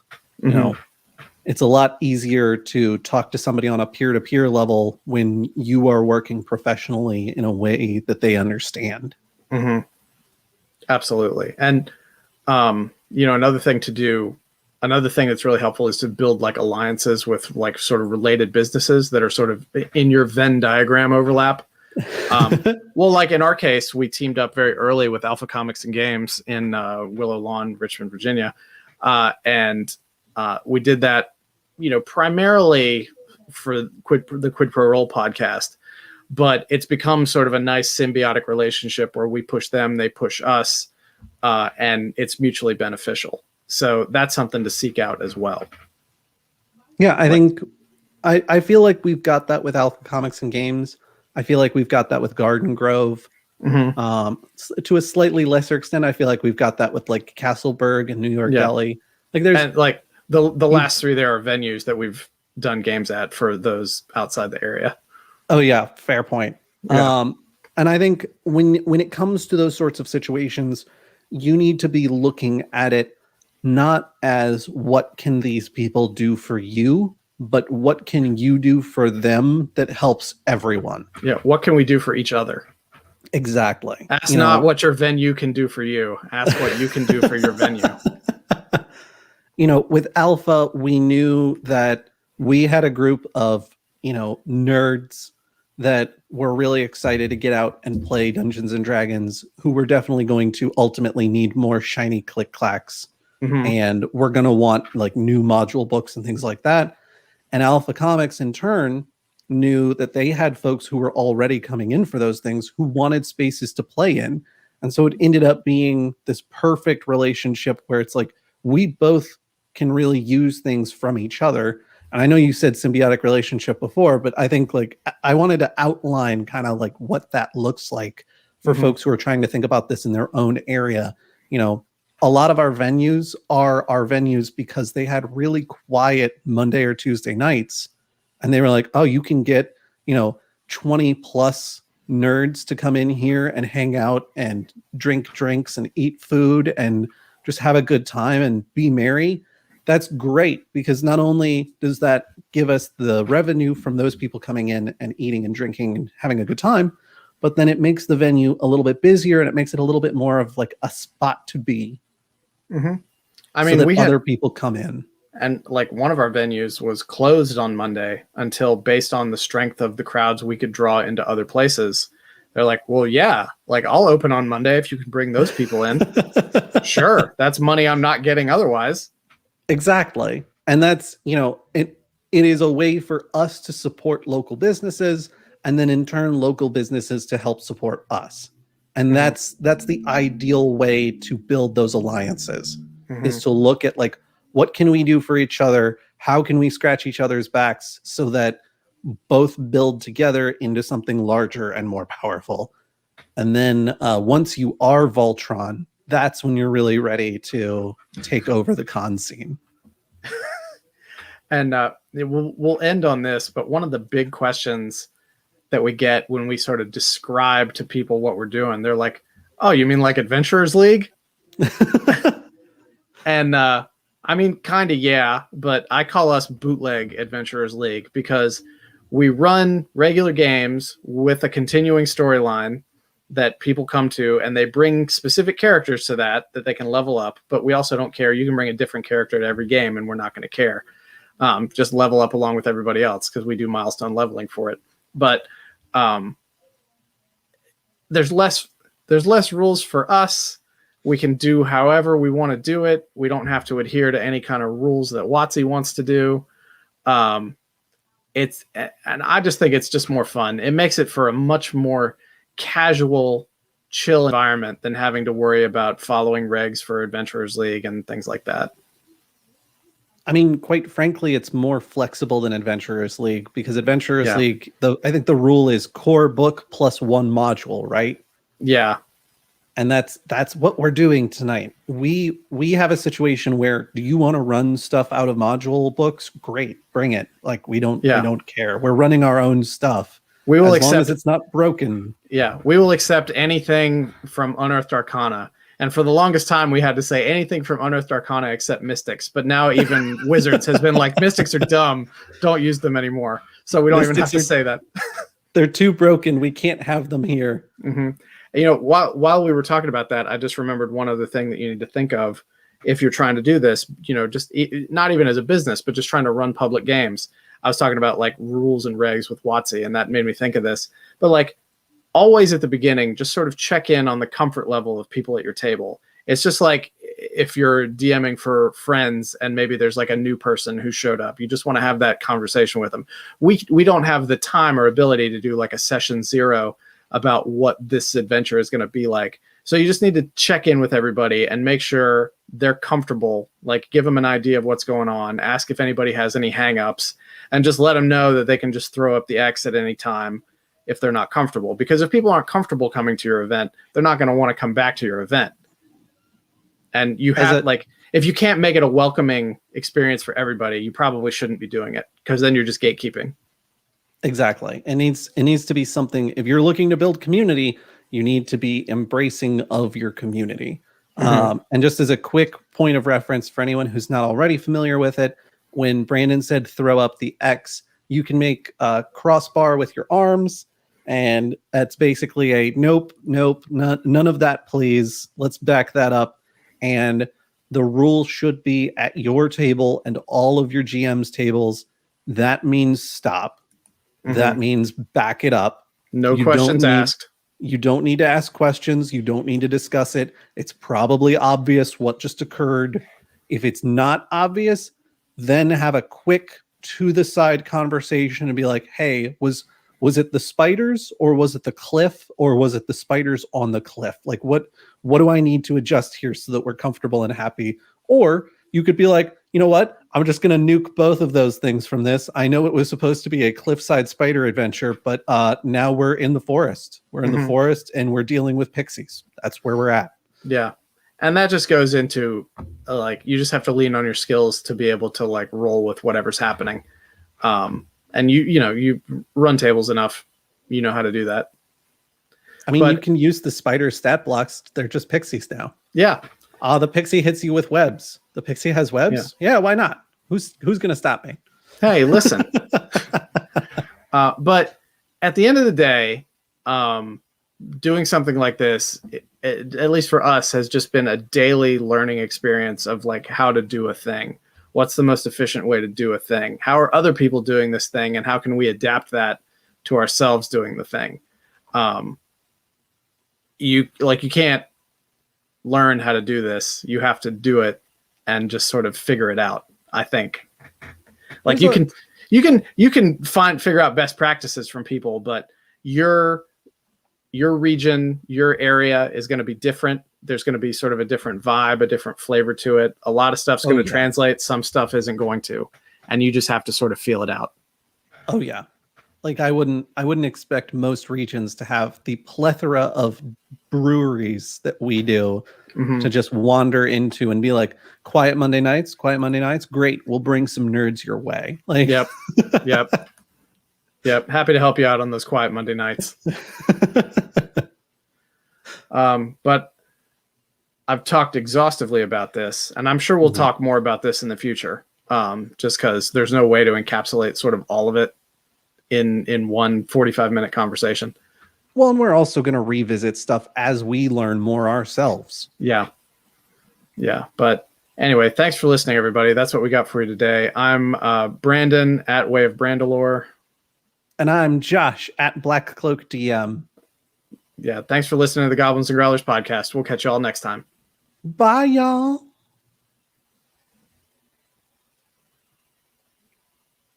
All right, I've stopped recording in Audacity. I have stopped recording. I saw Tracy Fofacey asked, don't respond to this live, but I'm curious how things will continue with vaccination accountability for events in case I forget to ask for later. Obviously we don't want that on recording because it's super time locked. But the current running plan is that it's going to depend on the venue. And it's also going to depend on our comfort, the comfort of our GMs, and the comfort of folks who want to come out to games. So that's a great non-answer. Like we're still getting it figured out because there's a lot of factors that play into it. Yeah, we're still getting it figured out. I can say that what venues we've talked to thus far, there's been some leaning towards like we would be more comfortable as a venue if folks who are coming in are vaccinated, because then we are not having any liability for someone getting sick while they're in our building, especially right now.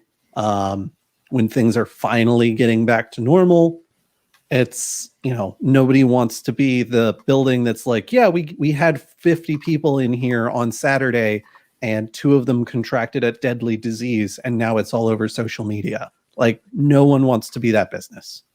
So just know that we are going to operate with the care and concern that we have been all through the pandemic. And then the other thing that Foface asked was, I was curious if anyone has reached out to Diversity's event hall for the same use for game nights, because they've got lots of parking. That's where they have SCA meets. We have been typically sticking to businesses because it's typically places like Diversity have a fee for renting out their hall. And so we would then have to generate more income so that we could use their space, as opposed to it being this very mutual, like, they want people there so that people can consume their product and we can bring people there if they give us the space for it. Like, Diversity, Tottering Teacup was a spot that some people were like, let's do a Tottering Teacup adventure. And we were like, that sounds like a great idea. And Tottering Teacup was like, yes, that does sound like a great idea. And we were like, no. All right, you want to move on to this last one? Yeah, let me get this export real quick. I jumped directly into questions instead of hitting my export button while I was answering questions.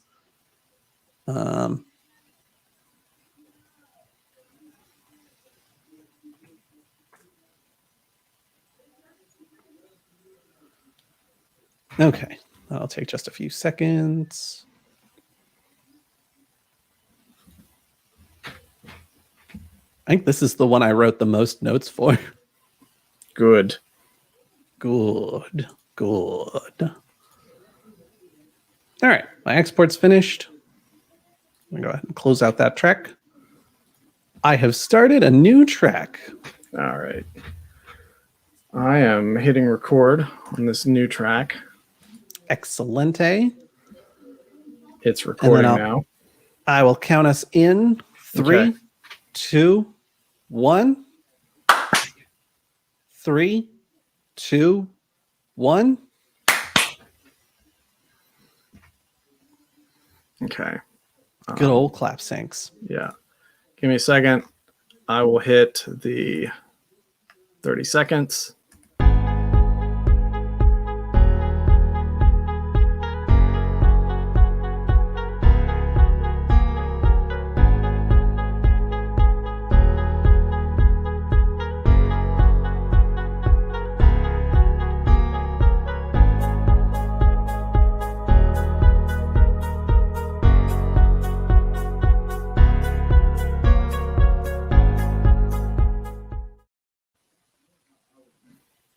Hey, Josh, how you doing? Doing well, Brandon. How you doing? I'm doing fine. Everybody, thank you for tuning into the Goblins and Growlers podcast. I am Brandon at Way of Brandalore on Twitter. And I am Josh at Black Cloak DM on Twitter. What do you want to talk about today, Josh? I think what we should talk about today is a little something near and dear to my heart, which is keeping things fun and kind of loose and free flowing at the table without giving up that beautiful campaign that you've written that has so many great notes and so many great NPCs that you're going to reveal as they progress through your beautifully written story. How dare the players disturb this wonderful character arc that I've developed? The sanctity of my story I developed. I think that the place you have to start with something like this is somewhere very, very commonly spoken of in our circle, which is session 0. You need to sit down with your party before you start running anything. And if you're already mid-campaign and you haven't had a session 0, I don't quite want to say throw it all out and start again, but you should probably stop, have a session 0, and then get back into it. Yeah, I know in panels that we've done, Alex's line is always, yeah, you need to just stop, throw everything out, and start over with your session 0. But I look at it more as an opportunity to sort of do essentially like the D&D equivalent of a mid-year performance review. where everybody can just sit down and be like, okay, so like, here's where we were, here's where we are. Now let's all discuss where we want to be and what steps we can take to achieve that goal. Exactly. So session 0 really should be a conversation about where you want the campaign to go and where your party wants the campaign to go, and where those two things meet in the middle. Because if you can't figure out how to compromise enough for your campaign to meet what they would love to do in a campaign, you either need different players or you need a different campaign, because that's going to be trouble down the road. It's the flip side of talking about how, like, well, you're the GM and you're supposed to be able to have fun doing this too. So don't totally eschew your need to enjoy what you're doing. But, it's kind of a warning that you can't just like take that too far and it be your own little fiefdom, because if the players aren't having fun, there's no point in doing it. Yeah, exactly. Like it should be fun for everyone at the table. And I mean everyone at the table, yourself included. So don't, you should have some narrative control and you should have a good time with everything that's being, put together and played. But, if you want to write a book, you really should just be like out writing a book or playing a video game, because your players are going to do things that absolutely ruin plot ideas you had. And I don't like to think of it as ruin plot ideas, but maybe change directions in new and interesting ways.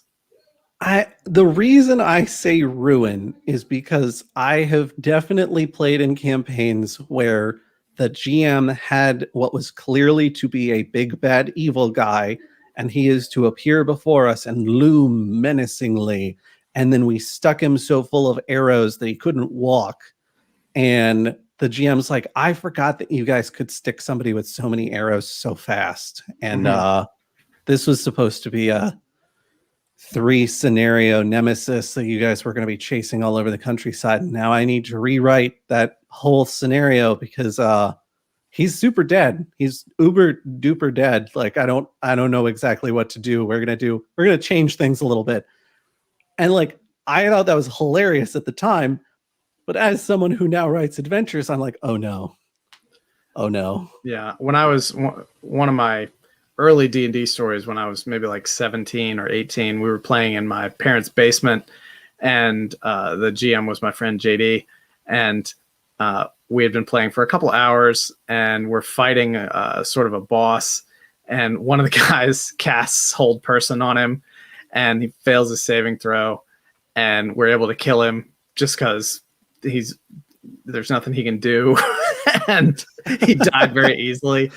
And we ended up ending the session maybe like an hour or so early that night. JD was like, well, I forgot you had that spell. I guess that's on me.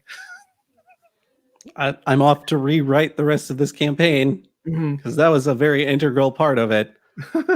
So like, I mean, I think part of it is when you're having that session 0, how much narrative control do you or the players want to have over the world?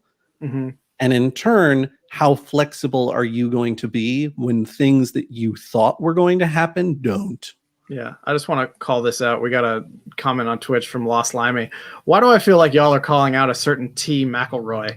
And I just want to be very clear. I haven't listened to the Adventure Zone in probably about a year, so I have no idea what you're talking about.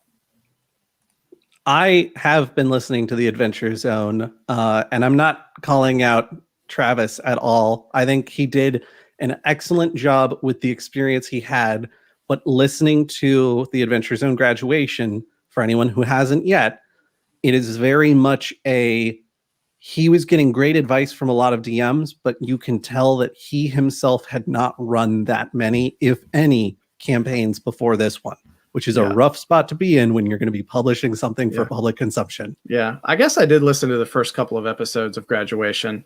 I didn't enjoy them as much as the Amnesty and the longer arc, the name of which I can't remember off the top of my head before that, like the balance arc. And Travis is actually probably my favorite of the brothers. Um, he was the GM at the live show that I went to in DC pre-COVID, and it was very enjoyable. Fun fact: I went to college in their hometown, and I was actually in college at the same time as Justin, and I believe I actually like encountered him, but neither of us would remember each other. But no, I felt like graduation was fine. From what I listened to, it felt a little on the rails to me, but I was fine with it. Yeah, we're not calling out Travis in this scenario. What we're calling out is something that every GM ends up dealing with at some point, which is I wrote a lot of stuff and I am ready to use that stuff, and the party has now done something which has completely run all of my stuff into a furnace. And I now need to figure out, do I retrieve the scraps that I have left from the furnace, or do I just write something completely different? Mm-hmm. And I think when it comes right down to it, you have to be ready for that, because the whole point of this being a collaborative tabletop storytelling game is the word collaborative.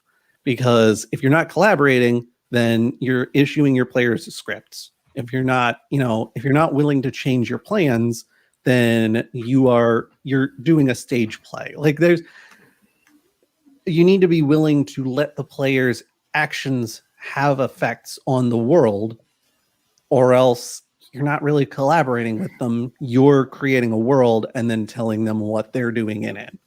Mm-hmm. And that's, I don't know, for me, that would not be fun. I imagine there are some folks out there who are like, that's the D&D game for me. But for me, that would be brutal and I would hate it. Surrender all agency. This is what I enjoy.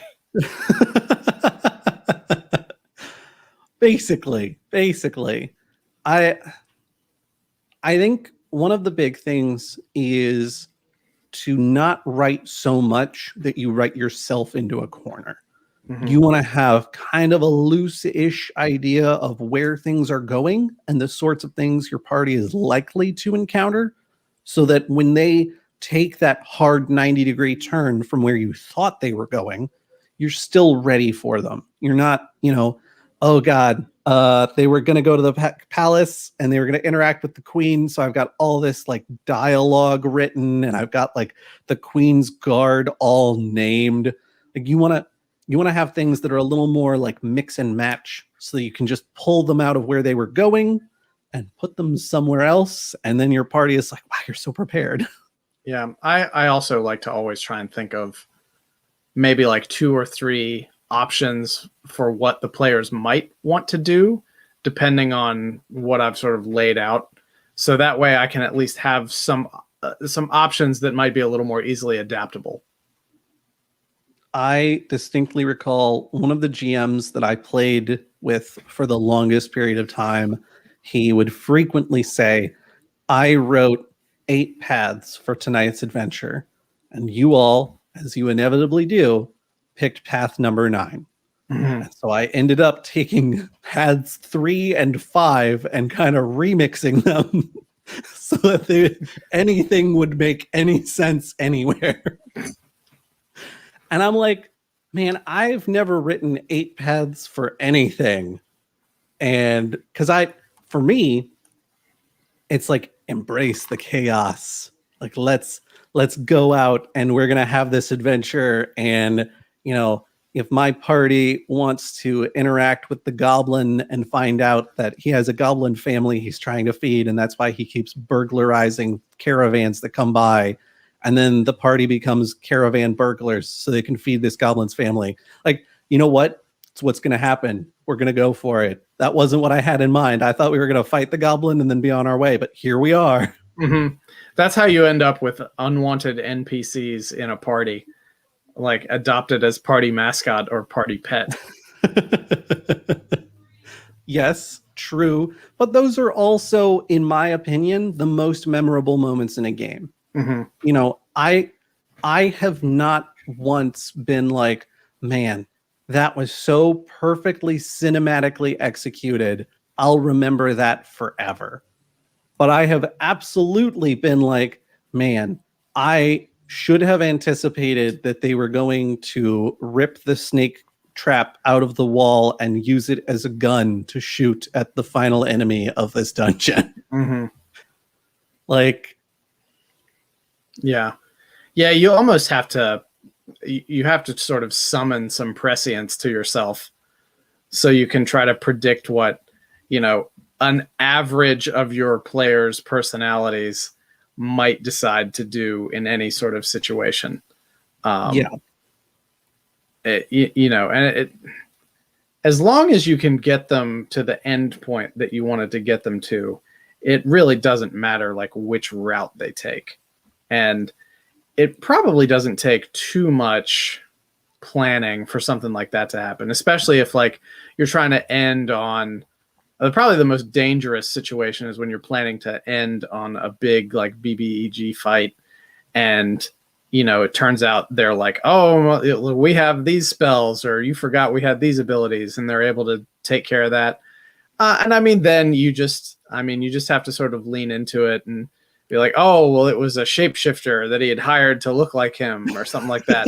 And I know that's like a soap opera trope kind of situation, but sometimes melodrama is effective. As long as you don't use it all the time, it can be very helpful in trying to sort of bail yourself out of situations like that.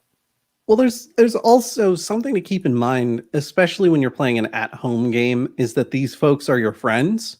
Mm-hmm. And so even if you cornball something up so that it's like, you thought you'd killed the criminal mastermind, but you actually killed his twin brother, Rodrigo. Like, you know, then they're like, oh my God, what? This is hilarious. And it becomes like a big joke. And they're like, we know what you're doing. We're still very excited to continue playing, but we see you. You're not fooling any of us. And, you know, you don't need to fool them. You know, embrace it, because whatever hamminess and goofball nature you bring to the table, they're going to embrace and play along with. Hopefully your styles intermesh in that sense. But, you know, I think there's a little bit of forgiveness for, we can tell you weren't prepared for us to hold person the BBEG and just clobber him. Mm-hmm. We know you weren't anticipating that. So we're going to deal with, the criminal organization, his lieutenant was really just looking for an excuse to step into that role anyway. And now you've made that easier for him. Like, you can do it very realistically without having to be like, oh God, now I have to rewrite everything. I think the only thing you really shouldn't do, and I've actually seen this as advice for newer DMs, is to just sort of stop things in their tracks and be like, hey, folks, I didn't really expect that to happen. So now I kind of don't know what to do. And, you know, they advise you to do that, or like I'm using some weird royal day, but I've seen advice where some people advise you to do that if you're still trying to get your sea legs for doing this kind of thing. And there's probably some merit there. I think it works better if you're a new GM with a relatively new party of players and everybody's just sort of feeling it out a little bit. I think if you did it at a table with like experienced players, it might undercut your credibility a little bit, for whatever that's worth, because we're all just playing a game anyway. I feel like I think the reason that a lot of people don't just lean in situations like that is fear. In any kind of these like improv performative situations, fear is going to be the thing that stops you. So if you can just acknowledge it, lean into it, and move on, that's probably going to be a better learning experience for you. It's like it's flexing a muscle, and it's going to be hard, but that's going to make it easier to flex the muscle next time. And that was something that I ran into when I was relatively inexperienced, because I was DMing public games when I'd only been DMing for like a year, really. So I had to just sort of embrace that something was going to happen, and I'm just going to have to roll with it. It was like a revelation I had back when I was working at the newspaper. I was asked to the first time I was asked to sort of be in charge of the newsroom at night, I was like, oh man, that's like, I'm scared of this responsibility. And then like months later, after I'd had to do it a number of times, I remember I was getting ready for work one day and I was putting my shoes on. It was probably like 2 p.m. I was getting ready to get in the car and head to work so I could run the newsroom that night. And I was putting my shoes on. I'm like, I'm not nervous at all. Nothing about what I'm about to do scares me because I've done it enough that I know I'm going to be able to adapt to whatever happens. And running from those kind of things that you fear isn't going to help. You know, you may goof through it at the beginning, but you'll be better for it having just sort of like walked through the fire, I think. So I'm gonna counterpoint you for a rare occasion, because I'm one of the people that you were talking about who has given new DMs the advice: if you get completely blindsided by party action and you have no idea what to do next, don't be afraid to stop the action and go, I don't know what to do next, so I'm going to call it here so that I can go and prepare something. Like if you're comfortable goofing your way through it or having like a shenanigans side plot or something like that while you're figuring out what you're doing, go for it. But I think the reason I feel kind of the opposite is that I've had those scenarios when I was first coming up as a DM where I was like, I'm completely unprepared. And for me, that is a total like deer in the headlights, freeze up. Like I'm completely unprepared. I don't know what's going on. I don't know what to do next. And there is a kind of, there's almost like a social pressure that's like, I'm here to run a game for my friends, and it's so hard to get all of us together at these times, and I don't know what to do for them next, and oh, they're counting on me. What do I do? And for me, the solution was literally ultimately go, I don't actually know what to do next. Let's play board games for the rest of tonight's session, and I'll have something prepared for the next time we get together. I mean, it's like situational. Like, you know, I can't sit here and be like, no, you can never do that. Like, it has to be person to person. But absolutely, I feel like that it's like a symptom and cause kind of thing. Like the way to get like. Realistically, something like that should only ever happen to you once, because it happens to you once and then you're like, oh, well, let me have a couple of extra thoughts in my pocket that I can pull out just in case something happens. And they may not be perfect, but they can at least keep the momentum going, because I think collaborative storytelling sort of relies on being able to keep the momentum going, even if it's not necessarily the best narrative momentum. As long as you can keep, it's like when an idiot makes an argument and they know they're wrong. Like, it doesn't matter how strong the evidence against them is. They're going to keep barreling forward with that argument, hoping to just steamroll you with the force of their personality. I think something similar is part of being a good improvisational game master. So not to get too much on your case here, but the first example you went for this is definitely a good thing to do is people who don't know what they're talking about getting into arguments and just pushing forward anyway. Well, because there's no right or wrong with telling a narrative story. There's just the engagement of the audience. Like, you're not presenting facts and trying to convince somebody that something is like that the sky is red when it's obviously blue. You're just trying to move the story forward, and there's no right or wrong way to do it. I think that's absolutely fair, because that's what I'm saying. I'm drawing a parallel. I'm not saying it's the same thing. I was just thinking it was a funny example. I will agree with that, though, absolutely. Where if you've got the power to kind of like muscle through that like brief moment of blank stare confusion, like take 15, everybody go grab another refreshment. I'm going to go sit in the bathroom and stare at my notes in abject horror for a moment while I figure out what's next. And I don't think there's anything wrong with acknowledging that necessarily, because like anybody who's ever played at one of my tables knows my tell for something like that is when I just sort of take my glasses off like this and I sigh, and I'm just like, all right, and then we just keep going forward. Like, there's nothing wrong also with being like, well, let's take a quick beverage break, and then we'll be back with part 2 of this story. And then you're just like, like, I think it's fine to be like, well, you guys didn't do what I was expecting, but then still make the attempt to roll on with it. I think making the attempt is more important than success. Yes. And I think that's fair. I also think that the important thing to take out of kind of what you're saying is this is not a situation where you need to be the next Brandon Sanderson, but for D&D. Like you and your friends are there to have a good time and to enjoy each other's company and to come up with something that's going to be fun and entertaining for all of you. There's not a right way to do that necessarily. It's really just like, are you accomplishing that goal? If you're not accomplishing that goal, then,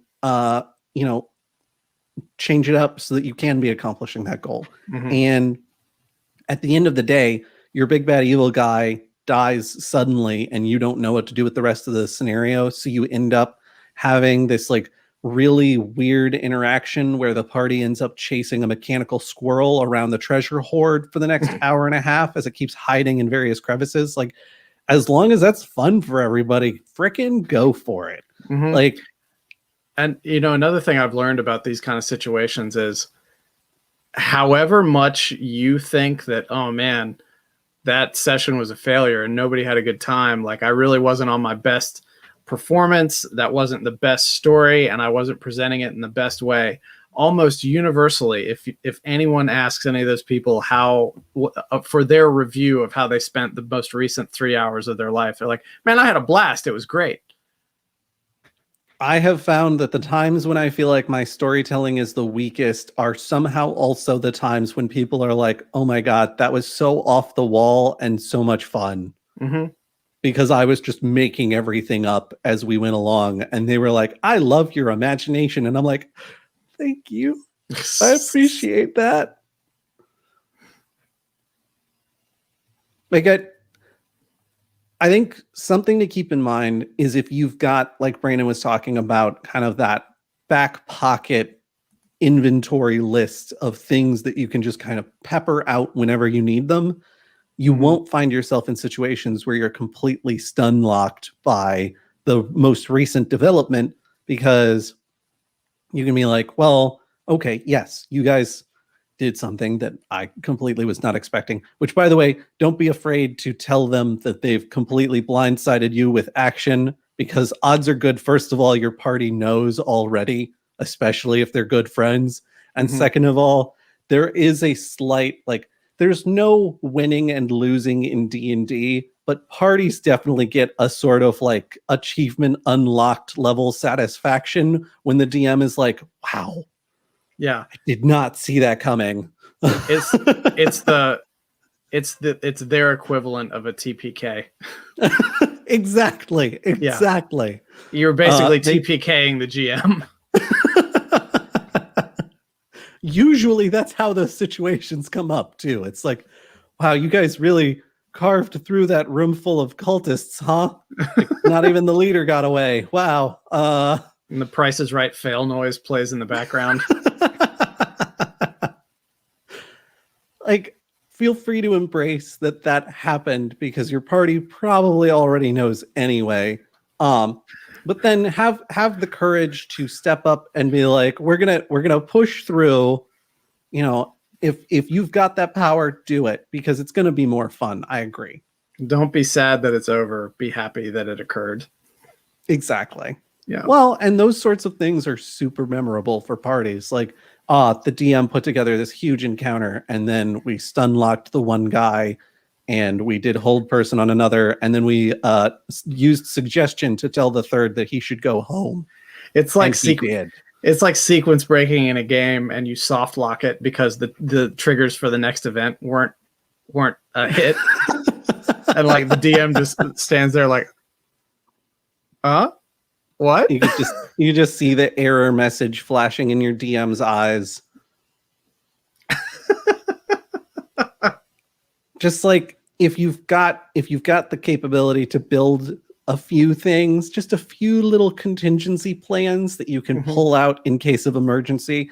That'll help you a lot with not feeling like you're completely lost. Yeah. Well, and another tool in your toolbox to combat this kind of thing is to have the players do some of the work for you.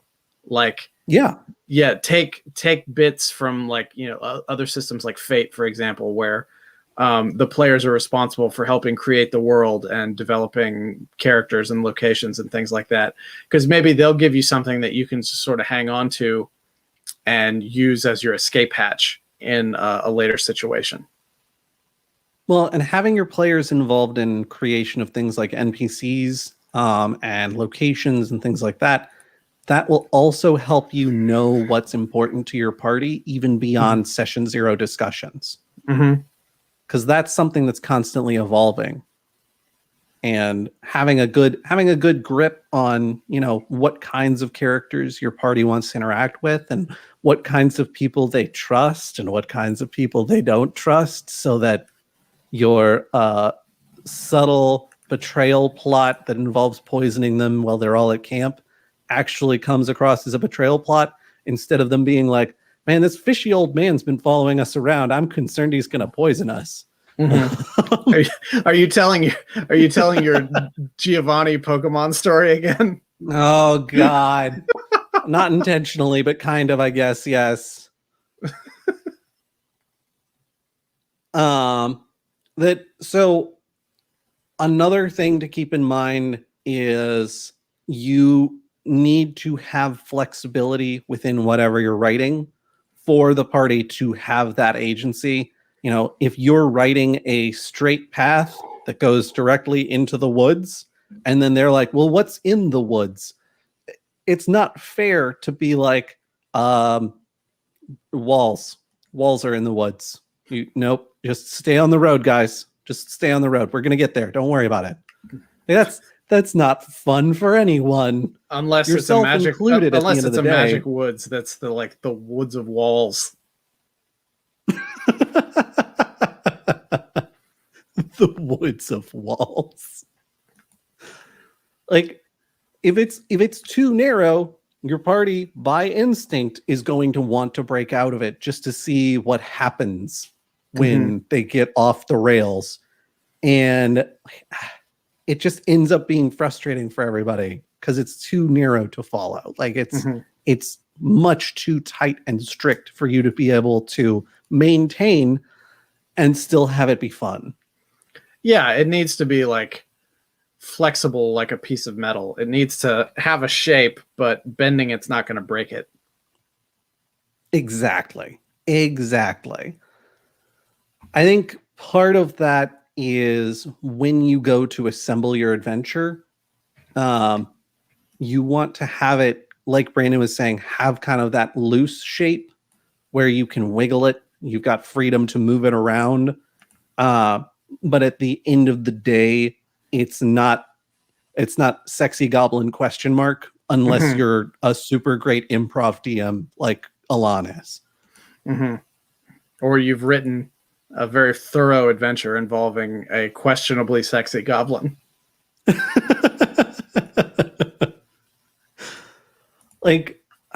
There is absolutely room for that style of play. I find that it's difficult to follow what just happened, which ends up with me needing to take a lot of notes, which is itself a problem, because then I've made the effort of, I have to not only run the adventure, I have to then record what happened in the adventure so that I can keep track of that for later. And I'm terrible about taking notes in like post-action notes.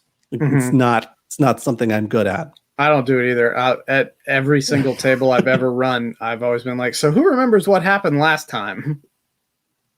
And wants to fill me in. Yeah, exactly. I think part of that is having that arsenal, and then being able to put that arsenal in front of your party wherever they go. If you've got, NPCs, important characters, things like that, having them be at specific English, having them be at specific locations is okay. Like, Mhm. you know, the queen of the region is probably going to be at the palace. You're probably not going to find the queen of the region wandering around the woods. I mean, maybe she went hunting, but like for the most part, if you're out in the haunted woods, it's not going to be like you're walking down the road in the haunted woods and suddenly you come upon the court of the queen of the region. And it's like an outdoor court for the queen? Yes. And there's a trial going on outdoors for the queen? What? I like the title "The Queen of the Region." It's from like the most generic role-playing game that you could buy at a discount store. You and your adventurers have to save the Queen of the Region, all in caps. I'm trying to keep it generic because I think like it doesn't matter what system you're running or what sort of campaign you're trying to have. You want to have it set up where you've got your important NPCs and maybe they're in a static location, but then you've got your filler NPCs who are people who can show up anywhere. Mhm. Maybe they're fellow travelers, maybe they're like roadside merchants, maybe The they're cobbler of the bandits. region. The cobbler of the region, holding court in the woods. The cobbler. As you want to have it set up so that you have those tools to just drop in front of your players wherever they're going, because then they're like, wow, you were really ready for us to decide at the last minute that we didn't want to go into the haunted house we've been talking about for the last 4 sessions. And instead we're going to walk through a portal to the Feywild. I'm really impressed that you were ready for us to make that decision. Like, really, you're impressed that okay, great, because that was very you slowly fold the notebook closed on your like 4-page haunted house adventure. We'll come back to that later, hopefully. It's like the end of like the Lord of the Rings or something. The red book is just folding shut, never to be opened again. Yeah, kind of a little bit. I think another thing that can help you is to have your players feel like whatever they are doing is affecting the future of the world. And there's some simple ways to do this. You know, if they're out fighting bandits, then maybe have them travel back through that region a couple of in-game months later, and there's significantly more road commerce. And they're like, wow, like it's been great because it's so much safer to travel around here. It used to be a really rough part of the country. Or you want to go real No. dark with it.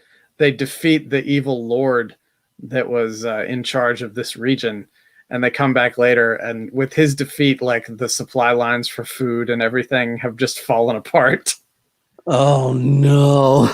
I love introducing weird moral quandaries into situations like that. He was a dark lord, but sure did bring a lot of stability to the area. Oh god. Like I don't know. I try not to give my players really difficult decisions like that, but I think that's just that's a session 0 conversation, right? Like I probably would avoid those scenarios, but you would be like, hey, this is something that's likely to come up. And people are either like, yes, about it, let's do this, or they're like, could we change that slightly? I don't want moral quandaries in my adventure too much. Hopefully, I want to feel like a hero at the end of the day, and ruining the lives of millions is just not going to do that for me. Now, let's be fair. In a medieval region like that, there wouldn't be millions of people. It would be more thousands. Well, well, maybe he's a world-conquering person. Like, I don't know. As you know. Oh my word. The final thing I want to say is there's an improv rule that's very helpful for kind of bringing someone else into the scene and helping them feel like their contributions matter, which is to yes and, which is, you know, if I was to say, oh, could there be a barbarian who is working this vendor's stall, and he actually has the sort of bone necklace that I have? And then your DM is like, yeah, absolutely. He's from the same tribe as you are, and additionally, he recognizes you. He knows who you are, and he's aware of your dark secret. And you're like, oh no, what have I done to myself? Like, those sorts of moments end up becoming really memorable and a lot of fun, because not only have you given them a little bit of agency and control over how the world is built, but you've also taken a little bit of the pressure off of yourself as far as how all of that gets built and where to go next with it. Mm-hmm. But yeah, you just have to be prepared to lean into weird stuff, which... Yeah, I mean, that's just something you're going to run into no matter what, though. So you might as well get used to it. Exactly. Ideally, you're not breaking everything that you wrote by saying yes and to something that someone suggests. But at the end of the day, you want your players to have agency. That's a really easy way to do it. Mm-hmm. Yeah. Well, I'm going to yes and this conversation and say that thank you, everybody, for listening to the Goblins and Growlers podcast. We'll be back next week. I'm Brandon at Way of Brandalore. And I am Josh at Black Cloak DM. Thank you so much for tuning in, and we will catch you next time. All right. Talk to everybody later. Bye. Bye, y'all. I am stopping recording. I am also stopping recording. That was another slightly longer episode, but I think that's fine. Yeah, I don't know. I feel like as long as the content's still good, as long as we still feel good about what we're talking about, there's no harm in it being a little bit longer.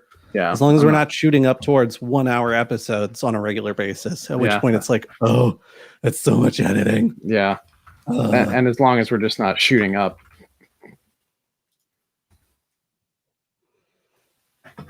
Just shooting the breeze. Or heroin. Oh, Lord. What? What? Shooting up heroin. Oh, no. Why? Where does heroin come into this? Well, you said shooting up. So that's what I think of drugs every time somebody says shooting up. I was thinking of like the timer, the clock shooting up into like higher and higher digits. Like, all right. You want to wrap up the stream? Yeah. Yeah. We've only got a few people still tuned in, but thank you to those of you who are here and who have joined us. Mm-hmm.